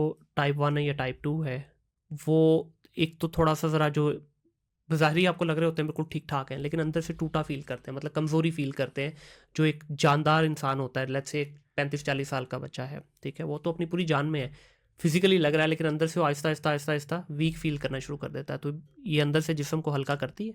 देखिए, डायबिटीज़ अगर कंट्रोल में, जैसे मैंने बताया ना, अगर जी। कंट्रोल नहीं है तो ये हुँ, सबसे डेंजरस है, सही। ठीक है ना? और अगर आप कंट्रोल कर रहे हैं, अब वसीम अकरम की जैसे आपने हाँ मिसाल जी, ली, ठीक बिल्कुल, है ना? बिल्कुल। तो उसने डायबिटीज़ कंट्रोल करते हुए उसने वर्ल्ड कप जिताया, हुँ, ठीक है ना? वो सेलेक्ट टीम में डायबिटिक होते हुए हुआ, जी, ठीक है ऐसे ना? तो उसमें एनर्जी थी तो बॉलिंग हुँ, बॉलिंग जो है और फास्ट बॉलिंग, हाँ, या बिल्कुल। तो स्पिन करता तो चलो कम एनर्जी, हाँ, फास्ट बॉलिंग वो भी फास्टेस्ट बॉलर फ़ास्टेस्ट। दुनिया का बिल्कुल सर, ऐसे तो ही है। उसमें एनर्जी नहीं चाहिए होती। बिल्कुल। ऐसी ये बिल्कुल गलतफ़हमी है कि जी आप शुगर है तो आपकी अंदर से एनर्जी कम हो जाती है, आप कमज़ोर साइकोलॉजिकल बंदा अपने आप को बीमार समझे वो अलग बात है। हाँ अगर आप बीमार हैं, ठीक है, और सही तरह से मैनेज कर रहे हैं और आपका दिमागी स्ट्रेस कोई नहीं है और आप इस बीमारी को सही तरह मैनेज कर रहे हैं और इस बीमारी को अपने सर पे सवार नहीं कर रहे, जी तो आप बिल्कुल वीक फील नहीं करेंगे। ये ठीक मेरी है। बात लिख लें। आप बिल्कुल एनर्जेटिक फील करेंगे और एक नॉर्मल बंदे से ज़्यादा एनर्जेटिक फील करेंगे। ये जो कम एनर्जी होती है ना, ये अगर अनकंट्रोल्ड है, जी अगर अनकंट्रोल्ड है तो सेल में ग्लूकोज नहीं जाता, सही है। वो ब्लड में ही फिरता रहता है। जब सेल में ग्लूकोज नहीं जाता तो एनर्जी नहीं मिलती सेल को। हाँ तो सेल जो बेसिक यूनिट है बॉडी का वो क्या है? सेल है। जी सेल से मिलके टिश्यू बना, टिश्यू से मिलके ऑर्गन बने और फिर हमारी बॉडी बनी, बिल्कुल। ठीक है ना। तो अगर सेल में ही एनर्जी नहीं जा रही तो इसका मतलब बॉडी में एनर्जी नहीं जा रही। हाँ तो ग्लूकोज वैसे फिर रहा है ब्लड में लेकिन एनर्जी नहीं प्रोवाइड कर रहा, तो वो तो फिर वीकनेस होगी बिल्कुल क्योंकि सही। अनकंट्रोल्ड है। जब लेकिन अगर कंट्रोल्ड है तो किसी किस्म की वीकनेस नहीं होती, क्योंकि कंट्रोल का मतलब है ग्लूकोज सेल में जा रहा है, सही प्रॉपर जा रहा है, नॉरिश दे रहा है सेल को, हम्म। और सेल बिल्कुल हेल्दी है और उसको एनर्जी मिल रही है, फिर वीकनेस नहीं होती। वीकनेस वहाँ आती है जहाँ डिप्रेशन आता है। और डायबिटीज़ में मैंने देखा है मेरे एक्सपीरियंस में, पेशेंट्स को, जो डायबिटिक पेशेंट्स हैं उनमें 75% लोगों को डिप्रेशन होता है। डिप्रेशन होता है। कुछ का डिप्रेशन बीमारी से रिलेट करता है ठीक कि है। यार मैं अब डायबिटिक हो गया, बस मैं कुछ नहीं कर सकता, एक तो बीमारी से रिलेट करता है। सही कुछ का डिप्रेशन उनकी अपनी एक्स्ट्रा एनवायरनमेंट से, जी किसी को फैमिली प्रॉब्लम है, किसी की वाइफ से नहीं बन रही, किसी के बच्चों का कोई प्रॉब्लम है, या कोई खानदान में कोई झगड़ा चल रहा है, कोई जायदाद की इशू है, कोई तरह की मुआशरे के इशू है। अंदर इस तो वक्त ये जो प्रॉब्लम है। साइकोलॉजिकल प्रॉब्लम है, चाहे वो डायबिटीज़ की वजह से हैं हम्म, या कोई एनवायरनमेंट की वजह से हैं, ये इंसान को वीक करते हैं। हम्म, डिप्रेशन, स्ट्रेस अंदर वीकनेस कर रहा होता है, डायबिटीज़ नहीं कर रही होती। सही तो अगर आप डायबिटिक हैं, आपके प्रोग्राम के हवाले से अगर आप डायबिटिक हैं, तो अगर आप अपने शुगर लेवल कंट्रोल रख रहे हैं तो प्लीज़ अपने आप को खुश रखें। डायबिटीज़ को सर पे ना सवार करें। सही या अगर कोई भी फैमिली में कोई स्ट्रेस है, कोई झगड़ा है, कोई नहीं हो रहा, उसको सॉल्व करें और उसमें से अपने आप को निकालें, फिर आप एनर्जेटिक फील डिप्रेशन करेंगे। तो सर वैसे भी जो है ना हज़ारों बीमारियों की जड़ है। यस अच्छा एग्जैक्टली। डॉक्टर साहब मुझे ये बताइएगा कि इसको घर में चेक करने का क्या तरीका है और कितनी दफ़ा होना चाहिए? जिस तरह मैंने अक्सर देखा है कि घरों के अंदर लोगों ने मीटर्स रखे हुए हैं आजकल जिससे ये चेक होता है, जी जी। तो क्या वो ऑथेंटिक है? सबसे पहले तो मीटर जितने भी आजकल आ रहे हैं, क्या वो ऑथेंटिक है? उन्हीं पे रिलाई करना चाहिए, क्योंकि ज़ाहिर है डॉक्टर को डेली तो विजिट नहीं कर सकते जिन लोगों को रेगुलर चाहिए इंसुलिन। नहीं, ये तो बड़ा ज़बरदस्त किस्म का सवाल है। देखिए, ग्लूकोज जो कंटिन्यूस ग्लूकोज मॉनिटरिंग है, जी ये तो ज़रूरी है, तो ये तो मैनेजमेंट का पार्ट है। हाँ जो मेरी प्रिस्क्रिप्शन है या जो भी सीनियर जी। डॉक्टर जब प्रिस्क्राइब करते हैं तो आप देखते हैं कि उनमें लिखा जाता है हाँ कि आप जो है ये शुगर लेवल इतने चेक करें। तो जी। ग्लूकोमीटर रखना और ग्लूकोमीटर से बार बार शुगर चेक करना, ये दवाई का और मैनेजमेंट का पार्ट है। ठीक है। ये डायबिटीज़ तो की आपको पूरा ट्रीटमेंट का ट्रैक पार्ट रखना है, है ये इसका। पूरा ट्रैक रखना है। और अगर आपकी कंट्रोल है भी तब भी ट्रैक रखना है। हाँ इसमें कुछ ट्रैक आपके नॉर्मल लेवल्स का होता है, यानी जी। आपको फास्टिंग लेवल आपने ज़रूर चेक करके रखना है सही। सुबह नाश्ते से पहले का।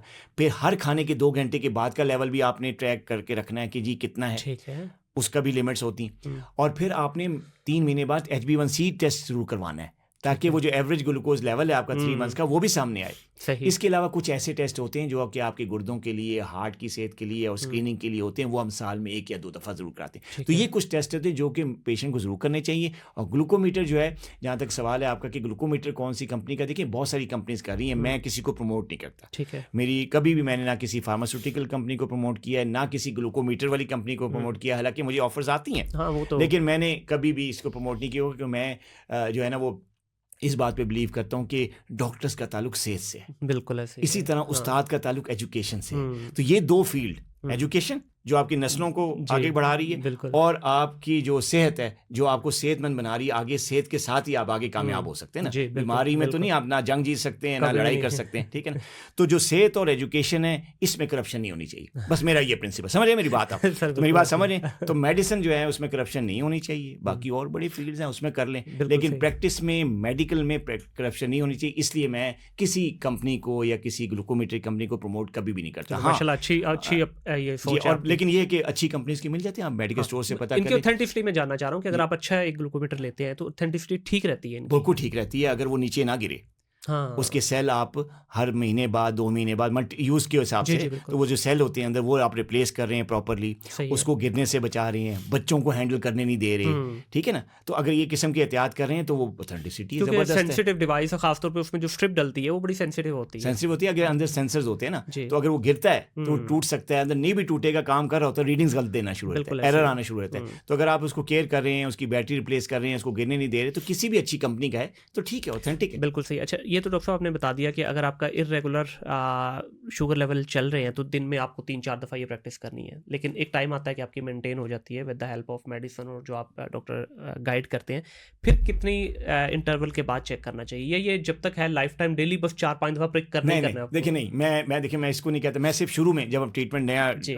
न्यूली डायग्नोज हमारे पास जब आते हैं तो हम्म, उनको कहते हैं कि जी आप हफ्ता 2 हफ्ता 3 हफ्ता ज़रूर मैनेज करें, 1 हम्म, महीना मैनेज करें, ताकि लेवल्स आपके सेट हो जाए ना। हाँ, जब आपका आपका पैटर्न खुराक का ठीक है, सही सेम है, सही। आपकी दवाई सेम है, आपका जो एक्सरसाइज का टाइम सेम है, तो आपकी शुगर लेवल कंट्रोल है, तो फिर हम्म, बेशक आप महीने में 1-2 दफ़ा 3 दफ़ा चेक कर लें मुख्तलिफ लेवल्स। ठीक है। कभी खाने के 2 घंटे हम्म, बाद कर लिया, कभी फास्टिंग चेक कर लिया, बस इतना। सही। लेकिन अगर आपका मेंटेन नहीं है, हम्म, आप खाना किसी दिन कुछ और खा रहे हैं, किसी दिन और कुछ खा रहे हैं, दवाई किसी दिन ले रहे हैं, किसी दिन नहीं दे रहे, किसी दिन एक्सरसाइज कर रहे हैं, नहीं कर रहे हैं, आपको अपनी डिजीज़ की तरफ से बिल्कुल केयर बेफिक्र ही हुए नहीं हुए है, आप। बेफ़िक्र हुए में, फिर आपको डेली करनी है भाई। तो हाँ। ये सज़ा है आपकी। ये जो लोग कंट्रोल नहीं कर रहे और ना कंट्रोल रखने की ये सज़ा होती है कि आपको डॉक्टर कहता है कि बार-बार पिक करो, बिल्कुल क्योंकि आप सही। कंट्रोल नहीं कर रहे। हाँ, अगर आप कंट्रोल करें तो ज़्यादा से ज़्यादा महीना करनी पड़ती है, उसके बाद आप हफ्ते में 1-2 दफ़ा कर लिया, बिल्कुल सही। HbA1c टेस्ट करवा लिया, उससे आपने कंट्रोल में रखा लेवल, कुछ भी नहीं होता। सही। अच्छा डॉक्टर साहब, इसमें जिस तरह मुख्तलिफ बीमारियाँ ख़ास तौर पे अगर मैं बात करूँ, जैसे यूरिक एसिड है, अगर आप उसकी मेडिसिन ले रहे हैं, कुछ दिन छोड़ते हैं, तो आपको कोई बॉडी में सिम्टम्स ऑटोमेटिकली खुद ही पता चलने शुरू हो जाते हैं, हाँ जी गेम ख़राब हो रही है उधर से। तो इस पे शुगर में भी होता है कि आपने लग से थोड़ी गफलत हो गई या गफलत नहीं भी हुई, समटाइम क्या होता है आप एक ही जैसी डाइट भी ले रहे हैं, मेडिसिन भी ले रहे हैं, बट अगेन बॉडी के अंदर वाला सिस्टम उसको एक्सेप्ट नहीं कर रहा, बढ़ गई और वैल्यू आपकी बढ़ गई या कम हो गई। तो क्या बॉडी में कोई ऐसे साइन आते हैं जो पेशेंट को पता चल जाए कि it's time to visit doctor? जी, जी, बिल्कुल ऐसे साइन आते हैं, ख़ासतौर पे हाइपरग्लाइसीमिया में जी। शुगर लेवल हाई हो रहा है हम्म, और दवाई के साथ शुगर कंट्रोल नहीं हो रही, तो आपको ऐसे साइन एंड सिम्पटम्स आने शुरू हो जाते हैं। पेशेंट को सही। क्या महसूस होता है? पहले तो पेशेंट को महसूस होता है मुँह उसका ड्राई हो जाता है, ओके। खुश्क, उसको प्यास ज़्यादा लगने हम्म, लगती है।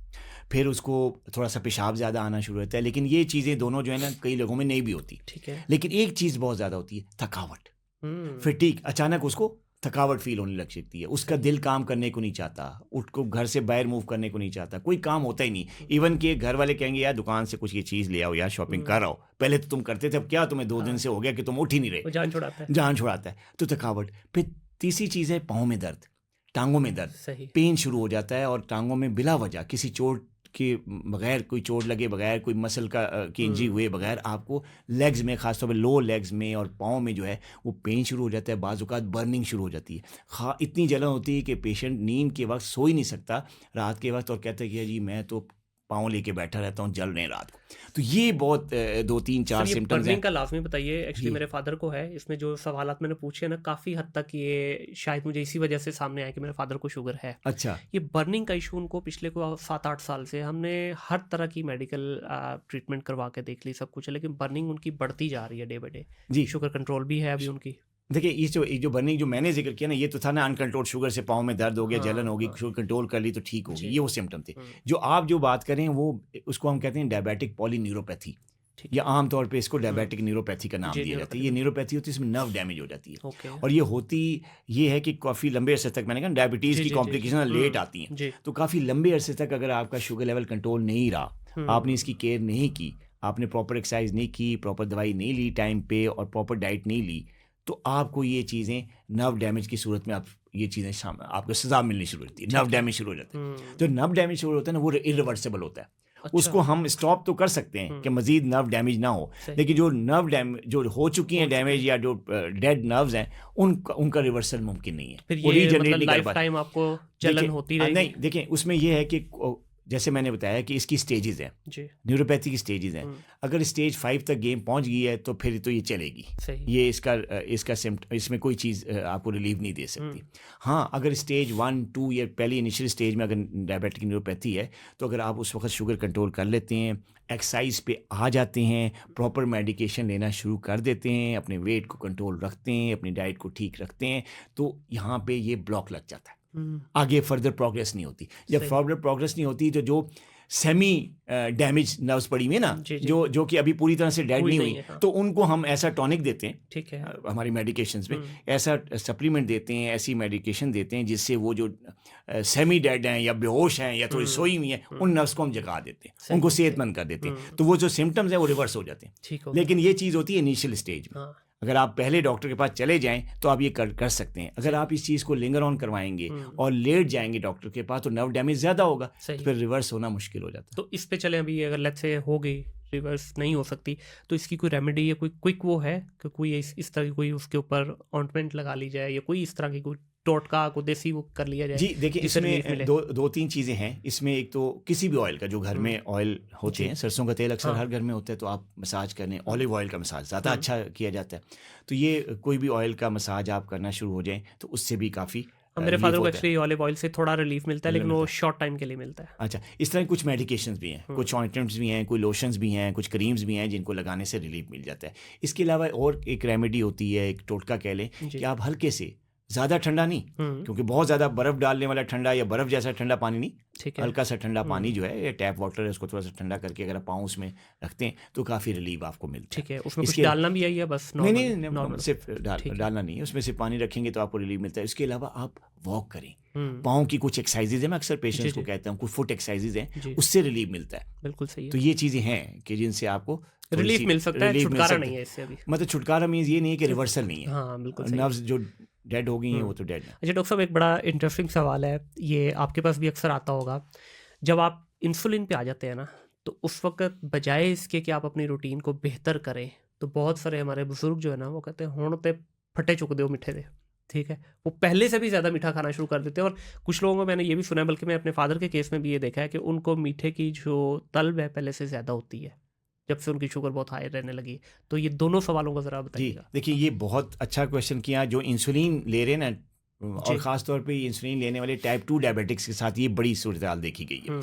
कि जब उनको इंसुलिन मिलती है ना, वो कहते हैं जी अब मैं इंसुलिन ले रहा हूँ, जो मेरी बॉडी में नहीं बन रही थी या डॉक्टर साहब ने दे दी है, जी। तो अब मुझे अलाउ है कि वो जो है ना पार्टी वो करें हाँ, फुल। मतलब वो ये समझता है कि जी हराम चीज़ें भी अब मुझे हलाल हो गई हैं। तो ऐसा नहीं है। अगर आपको इंसुलिन दी गई है डॉक्टर की तरफ से, इसका मतलब ये नहीं है कि अगर आप बदपरहेज़ी करना शुरू कीजिए। और यही वजह है कि इंसुलिन के साथ जब मेरे पास पेशेंट्स आते हैं, उनके अक्सर लोगों के जो शुगर लेवल उस दौर से, जब वो गोलियों पे कंट्रोल करें, उस दौर से हाई होते हैं। हुँ। तो हैरान हो के मेरे पास है, डॉक्टर साहब मेरे जो गोलियों के साथ लेवल जो है वो 200-250 था, और अब जब मैंने इंसुलिन लेनी शुरू की है तो लेवल 400 हो गया। ये क्या वजह है? सही। तो मैंने कहा वजह इंसुलिन में नहीं है, हुँ। वजह डॉक्टर में नहीं है, वजह आप में है। वो कहते हैं किस तरह डॉक्टर साहब? कहते मैंने कहा आपने इंसुलिन जब ली तो आपने क्या सोचा?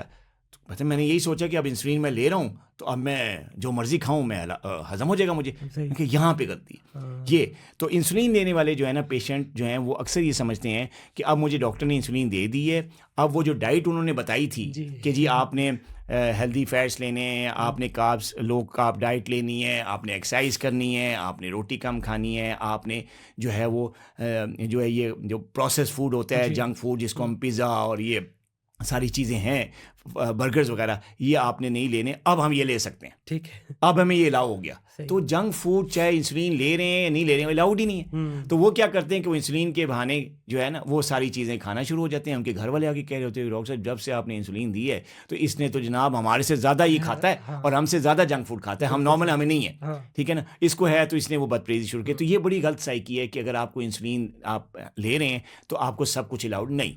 आप इंसुलिन ले रहे हैं तब भी आपको वही बैलेंस डाइट लेनी है, तब भी आपको एक्सरसाइज करनी है, तब भी आपने डॉक्टर के अमल के साथ डॉक्टर की जो रिकमेंडेड चीज़ें हैं उस पे अमल करना है, सही। फिर कहीं कंट्रोल करेंगे, वरना इंसुलिन भी आपकी शुगर कंट्रोल नहीं करेगी। बिल्कुल सही। सर इसमें एक और सवाल आता है कि क्या सिर्फ मीठा ही लाज़मी है कि जिस तरह आपने बर्गर की बात की, पिज़्ज़ा की बात की या पास्ता लेते हैं और हम प्रोसेस्ड फूड जितना भी मैदे से बनने वाली बेकरी की चीज़ें हैं, एक साइड तो ये आ गई, ये कितना इम्पैक्ट डालती हैं शुगर पे, और दूसरा आ जाता है जो हमारी मीठी जेन्युइन मीठी चीज़ें हैं, जैसे चॉकलेट्स हो गई, कोई शरबत हो गए, इस तरह की जो चीज़ें हैं। फिर तीसरी चीज़ इसमें सर आएगी जो कुदरती हैं, जिसमें खजूर आ गई या शहद आ गया।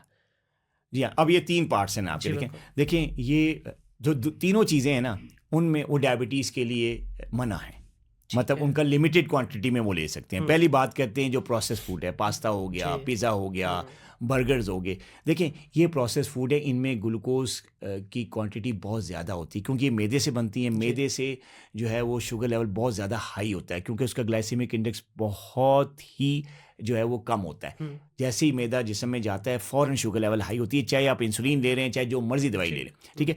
तो आपका जो जंक फूड है या प्रोसेस फूड है उसको भी आपने परहेज़ करना है, महीने में कोई एक आध दफ़ा खाना है, तो उसका पोर्शन साइज़ कंट्रोल रखना है, ठीक है, ये मैं कहता हूँ। अच्छा, जहाँ तक दूसरी बात है कि जो आपका चीनी है, हाँ। जैसे मशरूबात हैं जिसमें चीनी डलती है, कोल्ड ड्रिंक्स हैं, शरबत हैं या बेकरी की मिठाइयाँ हाँ हैं, जी। ठीक है, और रस हाँ हैं जी। और इसी तरह के ब्राउनीज़ हैं और केक्स हैं, चीनी से कोई भी बनने वाली बनी हुई चीज़ है, चीज़ें हैं, जी, जलेबियाँ हैं, जी। ठीक है ना, और रसगुल्ले हैं, ठीक है ना, ये सारी चीज़ें जो हैं ये तो स्ट्रिक्ट कंट्रोल।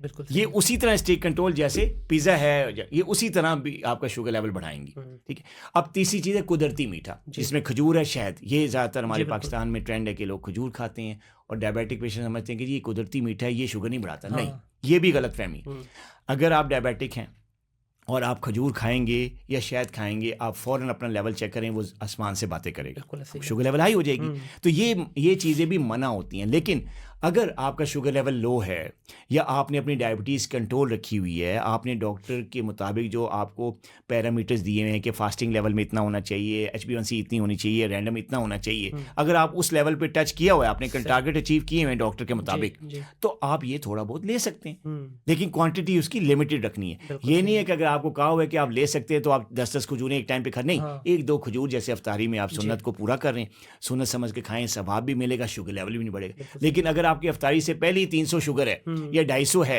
और कंट्रोल भी नहीं रख रहे अफ्तारी पे, तो फिर खजूर मना है ना, फिर बिल्कुल शहद सही। भी मना है। जी। तो आपको अगर आपका कंट्रोल्ड है तो फिर ये चीज़ें भी मना है आपको, हम्म, अनकंट्रोल्ड है तो। ठीक हो गया। अच्छा, कंट्रोल्ड है तो फिर आप कुदरती मीठा ले सकते हैं, एक बात। दूसरा हाइपोग्लाइसीमिया, वही जो बात की, जी। अगर शुगर लेवल लो हो रहा है, हाँ। 80 से 70 से लेवल आपका नीचे जा रहा है, अफ्तारी भी होने वाली है, रोज़ा भी रखा हुआ है, तो फिर आप खजूर 2 की बजाय 4 ले सकते हैं। ठीक उसमें है। आपका शुगर लेवल वो अप करने में, नॉर्मल करने में मदद करेगा। बिल्कुल उस सही। वक्त आप शहद भी ले सकते हैं। हम्म, तो हाइपरग्लाइसीमिया की सूरत में आप शहद, खजूर, जो भी कुदरती मीठा है वो ले सकते हैं। इवन कि आप अगर ज़्यादा इमरजेंसी में जा रहे हैं तो आप जो मीठी चीज़ें हैं, जूस वगैरह जैसे मैंने जी, कहा, जी। वो ले सकते हैं, बिल्कुल सही है। लेकिन सिर्फ क्वांटिटी में। बिल्कुल ठीक है। डॉक्टर साहब, आजकल थोड़ा ज़रा मॉडर्न जो फैमिलीज़ हैं या जिनको कह लें थोड़े हाई क्लास फैमिलीज़, उनमें एक और तीसरी चीज़ आ गई है, शहद और खजूर के बाद स्टीविया यूज़ किया जा रहा है, जिसको कहा जाता है कि ये नेचुरल मीठा है और ये बेहतरीन ऑल्टरनेटिव है जो आपकी शुगर का, और ये नेचुरल है, प्लांट से आता है, और वो जबकि मैंने चखा है खुद भी, वो मेरा ख्याल है शहद से भी ज़्यादा मीठा है सर। जी जी, ये बात आपने दो बातें बड़ी सही की कि ये शहद से ज़्यादा मीठा है, बड़ा मतलब आम चीनी से मुकाबले में स्टीविया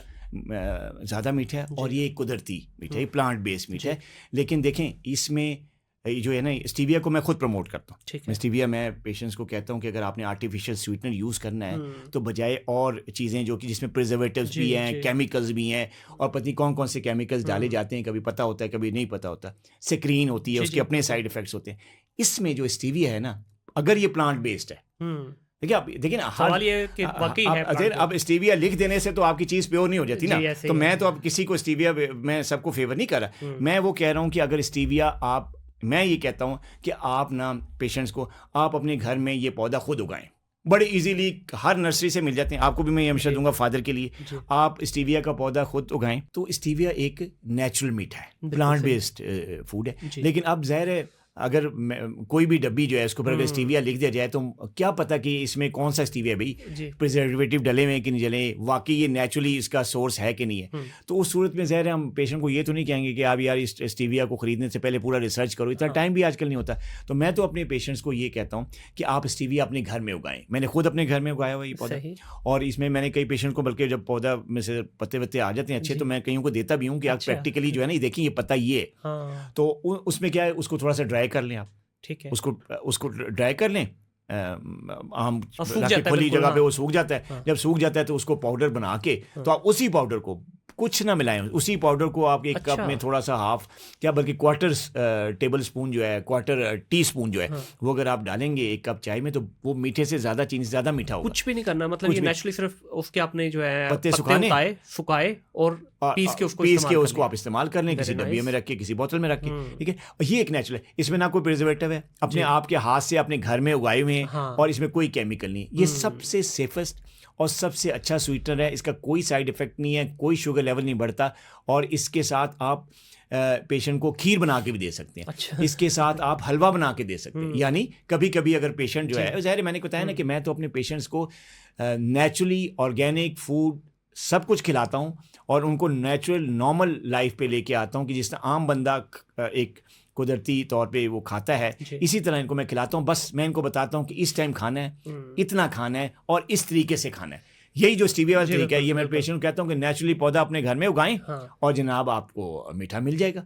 हाँ, जो ये कमर्शियली प्रिपेयर्ड है तो मैं इनके बारे में कुछ नहीं कह सकता, क्योंकि ये जो वाइट कलर जो आजकल स्टेविया आ रही है हाँ। सफ़ेद पौधे की फॉर्म में, अब उसमें प्रिजर्वेटिव्स भी हैं, उसमें कुछ केमिकल्स भी होते हैं। कौन सी कंपनी क्या कर रही है मैं किसी को ना ज़ाहिर है प्रमोट नहीं देख करता हूँ ना सकते। डी प्रमोट करता हूँ, ठीक बिल्कुल है जी। सही। मैंने बता दिया है कि उसमें प्रिजर्वेटिव्स भी हैं, हम्म, उसको किस तरीके से प्रोसेस किया गया है हम रिसर्च नहीं कर सकते। तो मैं तो यही कहता हूँ कि अपना पौधा खुद उगाएं ठीक है। और उसका बेहतरीन पत्ते है वो। सुखा के बेहतरीन है, आप खुद अपना स्वीटनर बनाएं। सर आजकल एक और भी हमने देखा है कि ख़ास तौर पे मशरूबात में देखने में आता है जी, ज़ीरो करके आ रही होती हैं कुछ, या शुगर फ्री करके आ रही होती हैं कोई ड्रिंक्स जो है, लेकिन वो मीठी, अब जब आप उनको देखते हैं उनका जो टेस्ट है वो नॉर्मल उससे भी, इवन चॉकलेट भी अब कुछ शुरू हुई है। मैंने एक चॉकलेट अभी पिछले दिनों ट्राई की है, वो उन्होंने लिखा हुआ था जी ज़ीरो शुगर, जबकि वो इतनी शदीद मीठी थी कि मुझे मेरे गले को लगी डायरेक्टली जाके वो। जी जी, वो मैं आपकी उससे ज़ीरो शुगर से याद है, मैं एक बेकरी में गया, बच्चों के लिए कुछ लेना था, तो दूध शायद लेने गया था, मुझे याद नहीं। तो मैंने वहाँ पे वो लिखा हुआ देखा, तो मैंने कहा भाई, मैंने बुला के पूछा, मैंने कहा यार ये क्या है, शुगर फ्री रस रखे हुए तुमने, ये हाँ। कौन से रस हैं? कहते सर शुगर फ्री रस हैं, ये डायबिटिक पेशेंट्स के। अब उनको नहीं पता मैं डॉक्टर हूँ मैं। तो मैंने उनसे कहा अच्छा यार वो ये शुगर फ्री रस हैं? कहते हाँ। तो मैंने कहा इससे क्या मतलब शुगर नहीं बढ़ती? कहते नहीं। तो मैंने कहा अगर बढ़ जाए फिर? तो अब वो थोड़ा सा वो हुआ कि ये कौन बंदा है जो कि मुझसे ये मतलब इतनी ज़्यादा ये तफसील से पूछा है। हाँ। तो फिर मैंने उसे बताया कि यार मैं डॉक्टर हूँ हम्म, और ये किस चीज़ से बनती है। तो कहते सर क्यों? मैंने कहा बताएं ना। मैंने कहा हाँ। मैं कोई ड्रग इंस्पेक्टर वाला डॉक्टर नहीं हूँ, मैं आपको कुछ वैसे बेकरी पूछ पे रहा हूँ। छापा नहीं डलवाऊंगा। मैं डॉक्टर हूँ, मुझे पता चले ना शुगर फ्री है, तो मैंने पेशेंट को कहने होते मैं भेज दूंगा, आपसे रस ले जाएंगे तो आपकी बिक्री होगी। तो उसने मुझे बताया कि सर ये मैदे से बनती है। तो मैंने कहा ये मैदे से, जो दूसरे रस हैं वो किससे बनते हैं? वो भी मेरे कहते से। सर वो मैदे से बनते हैं। तो मैंने कहा ये क्या फ़र्क क्या हुआ? कहते सर मुझे तो नहीं पता, मालिक से पूछें आप। तो मैंने कहा भाई ये वही मैं पेशेंट को भी ये हाँ। कहता हूँ कि यार ये शुगर फ्री, अगर बेकरी का स्टफ शुगर फ्री नहीं हो सकता, बिल्कुल ऐसे ही। क्योंकि उसके पीछे जो बेस है हाँ। या जो प्रोसेस जो सब्सटेंस यूज़ हो रहा है वो मैदा है। बिल्कुल ऐसे ही। मैदा यूज़ हो रहा है ना, ऐसे ही है तो सर, मैदा बिल्कुल। जब यूज़ हो रहा है तो जिस चीज़ में मैदा यूज़ हो रहा है उसमें शुगर बढ़ेगी, ऐसे ही है। ठीक है ना। उसके ऊपर आप कलर ब्राउन कर दें उसको, या हाँ। उसके ऊपर लिख दें कि जी ब्राउन रस हाँ। या ज़ीरो कैलोरी क्रश या कुछ भी आप जिस तरह कह रहे हैं, तो ये चीज़ होती है। इसी तरह जहाँ तक कोल्ड ड्रिंक्स का बात है, जो बड़ी कंपनीज हैं जी। कोल्ड ड्रिंक्स की, ब्लैक ड्रिंक्स जो बना रही हैं, ये 7 अप है जो भी है, उनको वो ज़ीरो वाले कहते हैं। तो उसमें मेरा एक्सपीरियंस ये है कि उससे शुगर थोड़ी सी बढ़, उसमें सेक्रीन यूज़ करते हैं ना वो, ठीक है। तो टेस्ट उसमें आता है, मीठे का टेस्ट आता हाँ। है। लेकिन वो जो ओरिजिनल ड्रिंक है उसके मुकाबले में अगर ये पीते हैं तो उतना शुगर लेवल नहीं बढ़ता, ठीक बढ़ता है, फ़र्क है मतलब। फ़र्क है। तो बहुत ज़्यादा अगर क्रेविंग हो रही है किसी को, डायबिटिक पेशेंट, देखिए जिंदा तो रहना है, हाँ, ऐसे ठीक ही है, है। आपने ज़िंदगी गुजारनी है।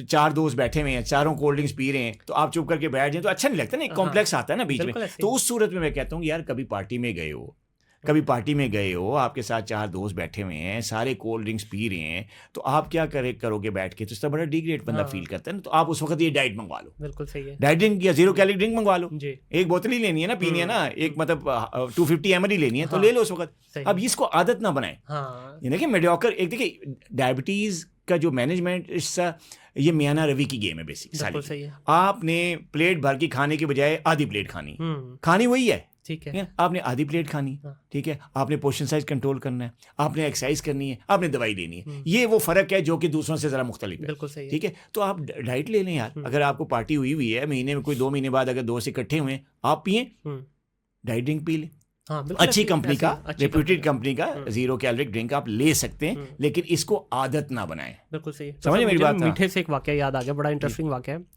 गुजरांवाला के एक एरिया में एक शख्स ने खरबूजों के कुछ फसल लगाई, तो उसके सारे का सारा खरबूजा इतना शदीद फीका निकला कि मीठे का नामो निशान नहीं उसमें। अब आई डोंट नो बीज का हुआ या क्या हुआ, किस तरह वो सर पकड़ के बैठ गए यार क्या करूं। उसको किसी ने मशवरा दिया गया तुम मंडी में ले जाओ इसको और जाके बोलोगे ये चाइना से शुगर फ्री बीज मंगवाया है। सर अच्छा। उसने यकीन करें डबल दामों पे जाके यही अच्छा। स्ट्रेटजी यूज करके डबल दामों में बेच दिया जी, शुगर फ्री चाइना का खरबूजा आया है, अच्छा। खाएं, टेस्ट भी ले, लेकिन मीठा नहीं मिलेगा आपको। हाँ, तो यही आजकल जो शुगर फ्री आपको मतलब ऐसे कारोबार चल जो रहा हो रहा है, तो वो बस तो वही है। हाँ। डॉक्टर साहब बात की आपने कि आपको क्रेविंग भी होती है, शुगर पेशेंट को यूजुअली भूख थोड़ी ज़्यादा लगती है, ठीक है, तो इसमें ज़ाहिर है जब भूख ज़्यादा लगेगी वो ज़्यादा खाएगा, फिर इंसुलिन का लेवल भी उसको उसी तरफ से बढ़ेगा, ज़ाहिर है जो इनटेक हो रही है उसके अगेंस्ट उसको जो शुगर लेवल बढ़ेगा तो वो इंसुलिन ज़्यादा लगाएगा। तो इस पूरे साइकिल को किस तरह से मैनेज करें? देखिए ये जो भूख लगने का प्रोसेस है डायबिटिक में ज़्यादा होता है, जी। ठीक है, और वजह उसकी क्या है, मैं उसके बिहाइंड जो मेडिकल रीज़न है मैं बताता हूँ आपको। उसमें ये कि देखिए सेल को तो एनर्जी चाहिए ना ग्लूकोज की, जैसे हाँ मैंने जी, आपको बताया जी। कि जब भी इंसान कोई खाना खाता है, जब जी। वो ग्लूकोज में चेंज होता है, ग्लूकोज लेवल बढ़ता है, तो ग्लूकोज कहाँ जाता है? सेल के अंदर जाता है, और सेल को एनर्जी मिलती है। जी अच्छा, अब बॉडी का जो स्मॉलेस्ट यूनिट है वो सेल है, जी उसी से फिर ऑर्गन्स बने सारा कुछ। तो जब ये आपके जब डायबिटीज़ होती है तो डायबिटीज़ में जो ग्लूकोज है वो ब्लड में जा रही होती है, वो सेल के अंदर एंट्री नहीं हो रही होती, वो डिफेक्टिव होती है, हार्मोन्स के कुछ प्रॉब्लम होते हैं, इंसुलिन रेजिस्टेंस होती है, डायबिटीज़ होती है इस वजह से। जी जी अच्छा, जब ग्लूकोज अंदर नहीं जाएगा तो सेल को भूख लगेगी, जहर को ग्लूकोज मांगेगा, हाँ ब्रेन को मैसेज मिलेगा सेल की तरफ से कि यार मुझे भूख लगी, खाने को दो।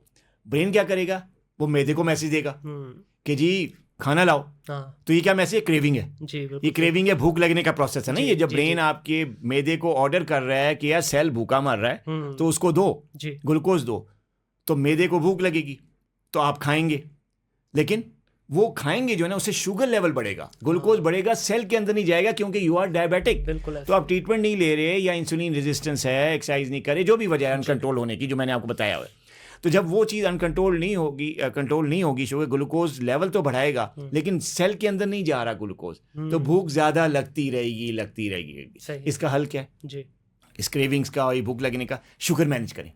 आप शुगर लेवल कंट्रोल करें ताकि वो जो ग्लूकोज फालतू फिर रहा है ब्लड में जी। वो सेल के अंदर जाए, सेल को एनर्जी मिले, फिर वो ब्रेन को कहेगा अब मैं पेट मेरा भर गया, अब मुझे नहीं चाहिए, सही फिर भूख का प्रोसेस खत्म, ब्रेन कहेगा पेट को बस अब नहीं चाहिए। ठीक हो तो ये चीज़ है, तो शुगर कंट्रोल करना ही इस चीज़ का इलाज है जो क्रेविंग्स हैं, भूक लगना है। भूख लग क्यों रही होती है? क्योंकि ग्लूकोज सेल को नहीं मिल रहा, तो ये प्रोसेस होता है। सही डॉक्टर साहब, बल्कि हमने एक पहले बात की शुरू में, मैं उसको ही मुझे ज़हन में एक और उससे सवाल आया, वॉक की बात करें। सर ने कहा ना कि नंगे पाँव आप वॉक कर लें, कुछ लोग कहते हैं, कुछ कहते हैं सुबह सुबह आप जो है ना उस पे चलें।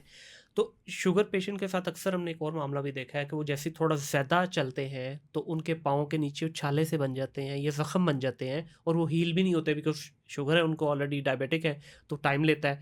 तो उस केस में क्या किया जाए? देखिए, वो जो पाँव नंगे पाँव जी। चलने वाली बात थी तो मैंने जो कही थी ना, मुझे जी, जी, जी। वालदा कहती होती थी, वो तो हाँ। आम बंद है ना जी।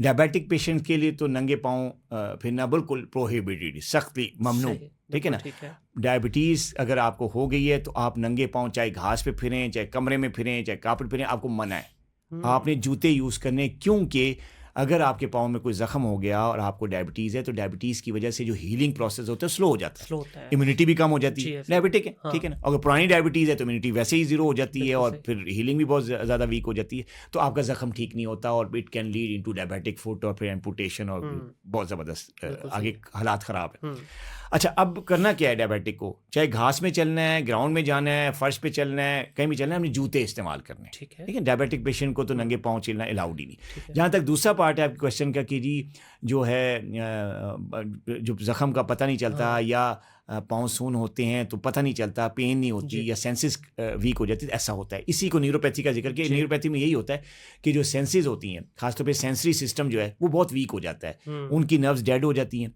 पेशेंट को महसूस या हसासियत ही उसकी बहुत कम हो जाती है और पेशेंट को दर्द जो है किसी भी चोट का या किसी भी चुभन का महसूस ही नहीं होता। सही। तो फिर क्या होता है कि वो जो है ना, अगर छोटी मोटी चोट लग भी गई उसके पाँव में, वो महसूस, क्यों, नर्व्स डैमेज हैं उसको, तो वो उस जो है ना वो चोट को देख नहीं पाता, तो उसकी केयर नहीं पड़ पाता, वो चलता रहता है ज़ख्म। सही। तो अचानक कभी नहाते हुए या कभी कोई जूते पहनते हुए कोई देख लिया पाँव में, ओह ये तो ज़ख्म ख़राब हो गया, हाँ लगा 2-4 दिन पहले था जी। लेकिन महसूस नहीं हुआ, तो इसलिए पेन नहीं हुआ, तो देखा नहीं तो केयर नहीं की, और जब 4-5 दिन में अचानक एक्सीडेंटली देख लिया तो वहाँ ज़ख्म बढ़ चुका था, इन्फेक्शन ज़्यादा हो गई थी, डायबिटिक में शुगर कंट्रोल नहीं है। जी। तो ये चीज़ होती है। मेरे एक पेशेंट था, ट्रक ड्राइवर था, मुझे अच्छा वो आपकी बात से वाकई याद आ गया कि वो ट्रक ड्राइवर था और जब वो मेरे पास आया तो वो उसकी जो है ना वो सर्जरी हो चुकी थी पाँव की, तो फिर मुझे उसने बताया शुगर उसका अनकंट्रोल था। तो वो पेशावर से कराची तक वो जाते थे, तो वो उसकी न्यूरोपैथी बहुत ज़्यादा क्रॉनिक डिजीज़ थी, न्यूरोपैथी अनकंट्रोल डायबिटीज़ की वजह से बहुत ज़्यादा कोई 5th स्टेज पे पहुंची हुई थी, जिससे उसकी जो हसासियत है, जो सेंसरी सिस्टम है, वो काम करना ख़त्म हो गया था। ठीक है। तो उसको पेन या चुभन या दर्द होता ही नहीं था। सही। ठीक है, कोई एहसास ही नहीं। हाँ। तो वो यूजली आपको पता है कि ट्रक ड्राइवर गर्मियों में जो है ना वो जूते शूते उतार के, मोजे उतार के ट्रक ड्राइव करते हैं, जा रहे वो लॉन्ग ड्राइव करनी होती है, बस चला रहे हैं गाड़ी अंधेरे में, तो वो जूते उतरे होते हैं। सही। तो वो जब उसने मुझे बताया, जब मैं कराची को उतरा तो जब मैंने देखा पाँव को, तो मेरा पाँव आधा खाया जा चुका था, चूहे ने, किसी ने ट्रक के अंदर ही उसको, चूहे ने पाँव उसका खाया, जिसका पेन उसको महसूस ही नहीं हुआ, वो तो चलता रहा। वो तो वैसे ही उसने जूते पहनने के लिए या मोजे पहनने के लिए देखा पाँव तो वो कट चुका था। अच्छा।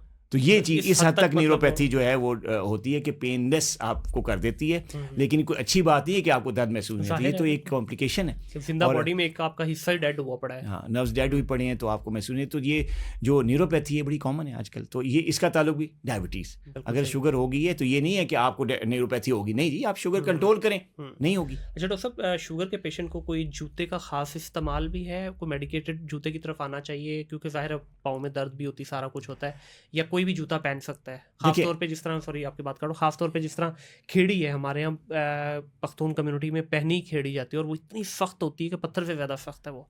तो क्या शुगर पेशेंट को थोड़ा ख्याल करना चाहिए इस चीज़ का, या जैसे उसको कंफर्ट लगता है? देखिए, शुगर पेशेंट को जूतों में बड़ा अच्छा आपने सवाल किया, डेफिनेटली ख्याल करना चाहिए। अगर आपको शुगर हो गई है किसी पेशेंट को, तो इसको जो जूते पहनने या जूते की जो सिलेक्शन है, जब वो जी। जूते लेने जाता है अपना पहनने के लिए, तो उसकी 2 चीज़ों का ख्याल रखिए। एक तो जूते जो है ना, आगे से उसका जो कोना है या जो नोक है, जी। वो बिल्कुल नैरो ना हो, ना हो। ताकि आगे झगड़े ना हो। हाँ, फ्लैट सही है। फ्लैट जो है ना, टिप्स वाले उनको जूते नहीं चाहिए, जिनका जो वाइड आगे होता से है जैसे। वाइड जूता हो, आगे से खुला हो। एक तो ये हो ताकि उंगलियों पे प्रेशर ना पड़े, क्योंकि उंगलियां जब प्रेशर में आती हैं तो वो रगड़ खाती हैं। जी। जब वो रगड़ खाती हैं तो उनकी स्किन जो है साथ डैमेज होती है, वहाँ पे अल्सर बनते हैं, वहीं पे छाले बनते हैं, बिल्कुल। वहीं पे अल्सर बनते हैं, वहीं पे डायबिटिक और ये फुट। मेरे ख्याल खासतौर पे उन लोगों के लिए भी जिनके पाँव थोड़े ज़्यादा चपटे हैं।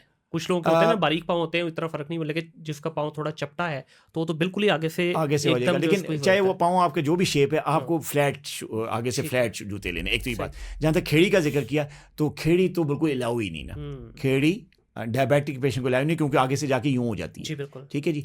तो वो जब यूं होती है तो वो आगे से ज़ाहिर उंगलियों को आपस में जकड़ती है, उससे फ्रिक्शन होता है, और आपस में रगड़ खाती हैं, छाले बनते हैं, स्किन डैमेज होती है, डायबिटिक फुट का बहुत बड़ा रिस्क हो जाता है। जी। जो नहीं कि हो, लेकिन रिस्क बढ़ जाता है। बिल्कुल तो सही। ज़ाहिर है क्यों रिस्क लिया जाए, क्योंकि ये तो मुताजी है ना। अगर आपको एम्पुटेशन हो course, गई, आपका सही है। पाँव कट गया, तो मुताजी, तो क्यों इस तरफ जा रहे हैं? जी। एक बात। दूसरा ये कि जो स्पेशल मेडिकेटेड जूते हम उन लोगों को एडवाइस करते हैं जिनको डायबिटिक फुट हो गया है, या उनके पाँव में अल्सर है, या छाले बनने के इंसिडेंस रिपीटेडली हो रहे हैं, शुगर भी कंट्रोल नहीं है, तो उनको फिर हम मेडिकेटेड जूतों का कहते हैं। और उसमें फिर ये होता है कि उसमें स्पेशली सोल्ड किस्म के, उनमें स्पेशल किस्म के सोल डाले जाते हैं, उनका स्पेशल साइज़ होता है जूतों का, और उनको मेडिकेटेड जूते दिए जाते हैं जिनको वाकई कोई रिस्क होता है, या जिनको वाकई डायबिटिक फुट हुआ होता है। लेकिन आम जो डायबिटिक पेशेंट्स हैं, उनको मैं सिंपल कहता हूँ कि जूता जो है वो खुला होना चाहिए, और उसका जो सोल है वो नरम होना चाहिए, सॉफ्ट होना चाहिए। उसमें जो है ना, वो आप थोड़ा सा महंगा ले लें, अच्छी कंपनी का ले लें, लेकिन प्लीज़ अपने पाँव का ख्याल रखें।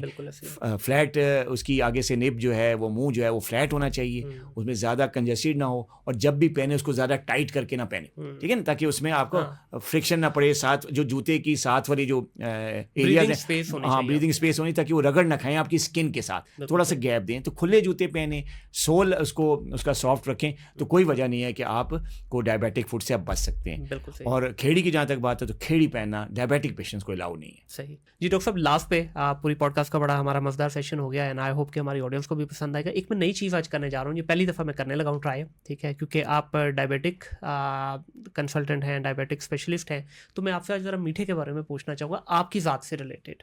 जी। मैं आपसे चंद एक मीठों का नाम लूँगा, इसमें आपने बताना है कि आपको ये पसंद है या नहीं है। ठीक है। सबसे पहले बर्फ़ी। नहीं। रसगुल्ले। नहीं। गुलाब जामुन। थोड़ा बहुत। जलेबी। नहीं। खीर बहुत ज़्यादा। खीर कौन से वाली? दूध की, जो खालिस घर में जो बनती है, जो दूध में जो बनती है। दूध में, हाँ, दूध, हाँ। गजरेला जो है, गाजर का जो बनता है हलवा। अच्छा। हाँ। देसी जो घी से बनी हुई, जो वो उसको दाल जो कहते हैं, देसी घी से बनी हुई दाल बनती है देसी घी से। नहीं, वो मैं नहीं। रबड़ी, कराची की बड़ी मशहूर रबड़ी। हाँ, वो पसंद है, थोड़ी बहुत पसंद है, हाँ।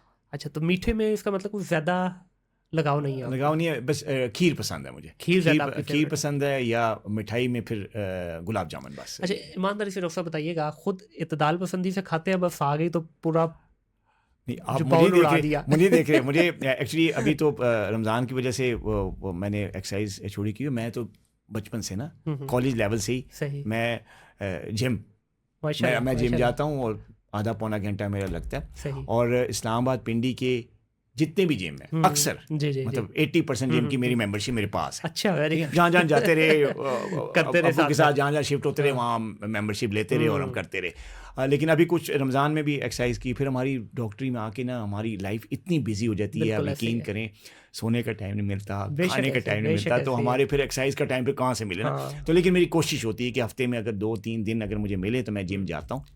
और कोई पेट नहीं है, फ्लैट टमी है मेरी, माशाल्लाह और मसल्स माशाल्लाह ठीक ठाक हैं, और आई एम फिट माशाल्लाह, अल्लाह का शुक्र है सर अल्हम्दुलिल्लाह। लास्ट सवाल जी जी जिम से रिलेटेड, आपने जी जिम की बात की। जी जी।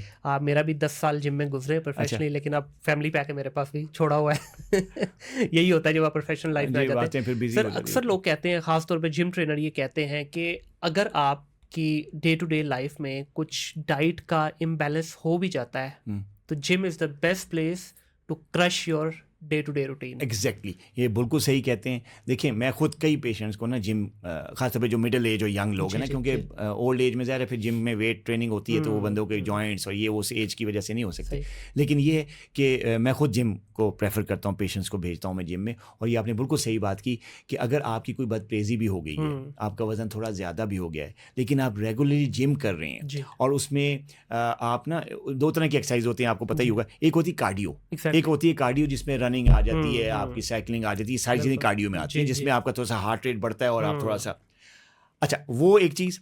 और एक है वेट लिफ्टिंग, ये 2 मसल स्ट्रेंथ अलग-अलग एक्सरसाइज़ हैं। बिल्कुल अच्छा इन दोनों का बॉडी पे इफ़ेक्ट भी अलग है, शुगर लेवल पे इफ़ेक्ट भी अलग है। हम्म जो मैं जो मशवरा देता हूँ डायबिटिक्स के लिए बेस्ट ये है कि हफ़्ते में 2-3 दिन आप कार्डियो करें, हफ़्ते में 2-3 दिन आप वेट लिफ्टिंग करें। ठीक हो गया या कोई डेली अगर दोनों करना चाहते हैं, कुछ ज़्यादा मतलब थोड़े यंग जी होते हैं ना, बॉडी बनाने का और जी थोड़ा शेप में लाने का शौक होता है, तो मैं कहता हूँ अच्छा ठीक है कार्डियो फिर मिक्स करके करो। हाँ सही है ये नहीं है कि आप कार्डियो में सिर्फ वार्म अप करो और साथ स्टार्ट हो गए वेट लिफ्ट, नहीं, वार्म अप के लिए नहीं, आप प्रॉपर कार्डियो करो डेली। फर्ज करें आप 1 घंटा जिम में गुजारे तो आधा घंटा आप कार्डियो करें, आधा घंटा आप वेट लिफ्टिंग करें।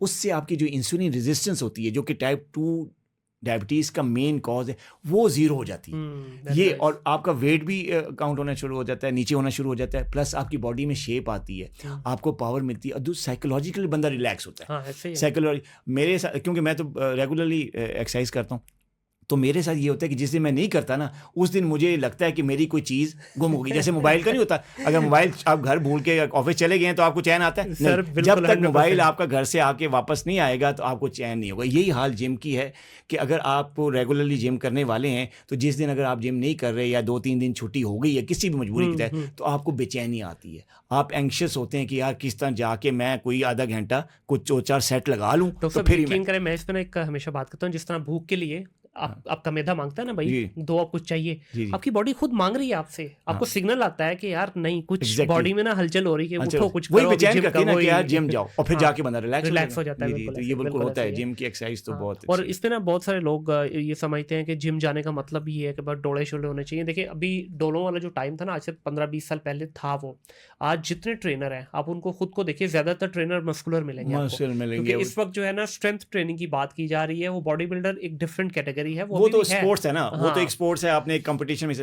लेकिन अगर आपने जिम करनी है आपको थोड़ी सी बॉडी की शेप का ख्याल रखना है, हाँ बिल्कुल आपको आपको मसल्स ऐसे रखने हैं जो कि बड़े ने हैवी बड़े हाँ बुरे ना बिल्कुल लगे, हाँ एक एक प्रोपोर्शन में, बिल्कुल एक ऐसे ही है। प्रोपोर्शन में, थिन स्मार्ट हाँ एब्स बने हुए हैं, जी लंबे आप हैं, हाँ बस ये चीज़ स्ट्रेंथ ये ट्रेनिंग में यही चल शेप, रहा ये है। स्ट्रेंथ ट्रेनिंग में ये तो होता मेरा है। ख्याल है बिल्कुल हर एक को करनी चाहिए ये, बिल्कुल करनी ठीक है। चाहिए, बिल्कुल करनी चाहिए, और डायबिटीज़ को तो ज़रूर करनी चाहिए। बिल्कुल सही है डॉक्टर साहब, बहुत शुक्रिया, बड़ी एक कैंडिड डिस्कशन रही आपसे और मज़ा आया आपसे बातचीत करके। देखिए एक्सपीरियंस जो है ना वो बोलता है, ठीक है, जब आप बात करते हैं तो उससे एक्सपीरियंस झलकता ज़रूर है। बहुत सारे लोग बातें तो बहुत करते हैं लेकिन एक्सपीरियंस नहीं होता पीछे। तो आई होप कि हमारे जो लिसनर्स हैं इनको फ़ायदा होगा, क्योंकि जितनी मैंने बातें की मैंने कोई आपको टेक्निकल में नहीं लेके गया, मैंने कोशिश की बल्कि मैं खुद भी अपने मुंह से कोई टेक्निकल बात ना करूँ, और आपने भी बड़े अच्छे तरीके से आम जुबान में, जो कि एक पढ़ा लिखा शख्स है या अनपढ़ है उसको समझ ज़रूर आए, तो यही ऑब्जेक्टिव होता है इन पॉडकास्ट का कि लोगों का फ़ायदा हो। बहुत शुक्रिया सर आपका। Thank you. आप लोगों का भी बहुत शुक्रिया जी। अल्लाह ताला ने हमें जो ये ज़िंदगी दी है इसका ख्याल हमें खुद करना होगा। मैं हमेशा एक बात कहता हूँ, मल्टीपल टाइम ये रिपीट कर चुका हूँ कि अमूमन हमारी जो उम्र है पाकिस्तानियों की या एशियंस की 60 से 70 साल है। पहले 35 साल हम बॉडी के साथ जितनी भी ज्यादती कर लें वो आपको बर्दाश्त करती है और आपको मौका देती है। अगले 35 साल आपकी बारी है, आपने अपनी उस बॉडी का ख्याल रखना है अगर आपने हेल्दी लाइफ जीनी है। अदरवाइज फिर या तो आप स्ट्रेचर पे होंगे या फिर आप घर वालों के या मोहल्ले वालों के रहम करम पे होंगे। आपकी अपनी मर्जी है। हेल्दी लाइफ गुजारना चाहते हैं तो जितनी बातें डॉक्टर साहब ने की हैं ये इनको फॉलो कीजिए ताकि एक खुशहाल लाइफ गुजार सके। जब इस दुनिया से जाएं तो आपको किसी का सहारा ना लेना पड़े। अपना ख्याल रखिएगा, अपने इर्द गिर्द के माहौल को साफ रखिएगा। टिल देन, अल्लाह हाफिज़।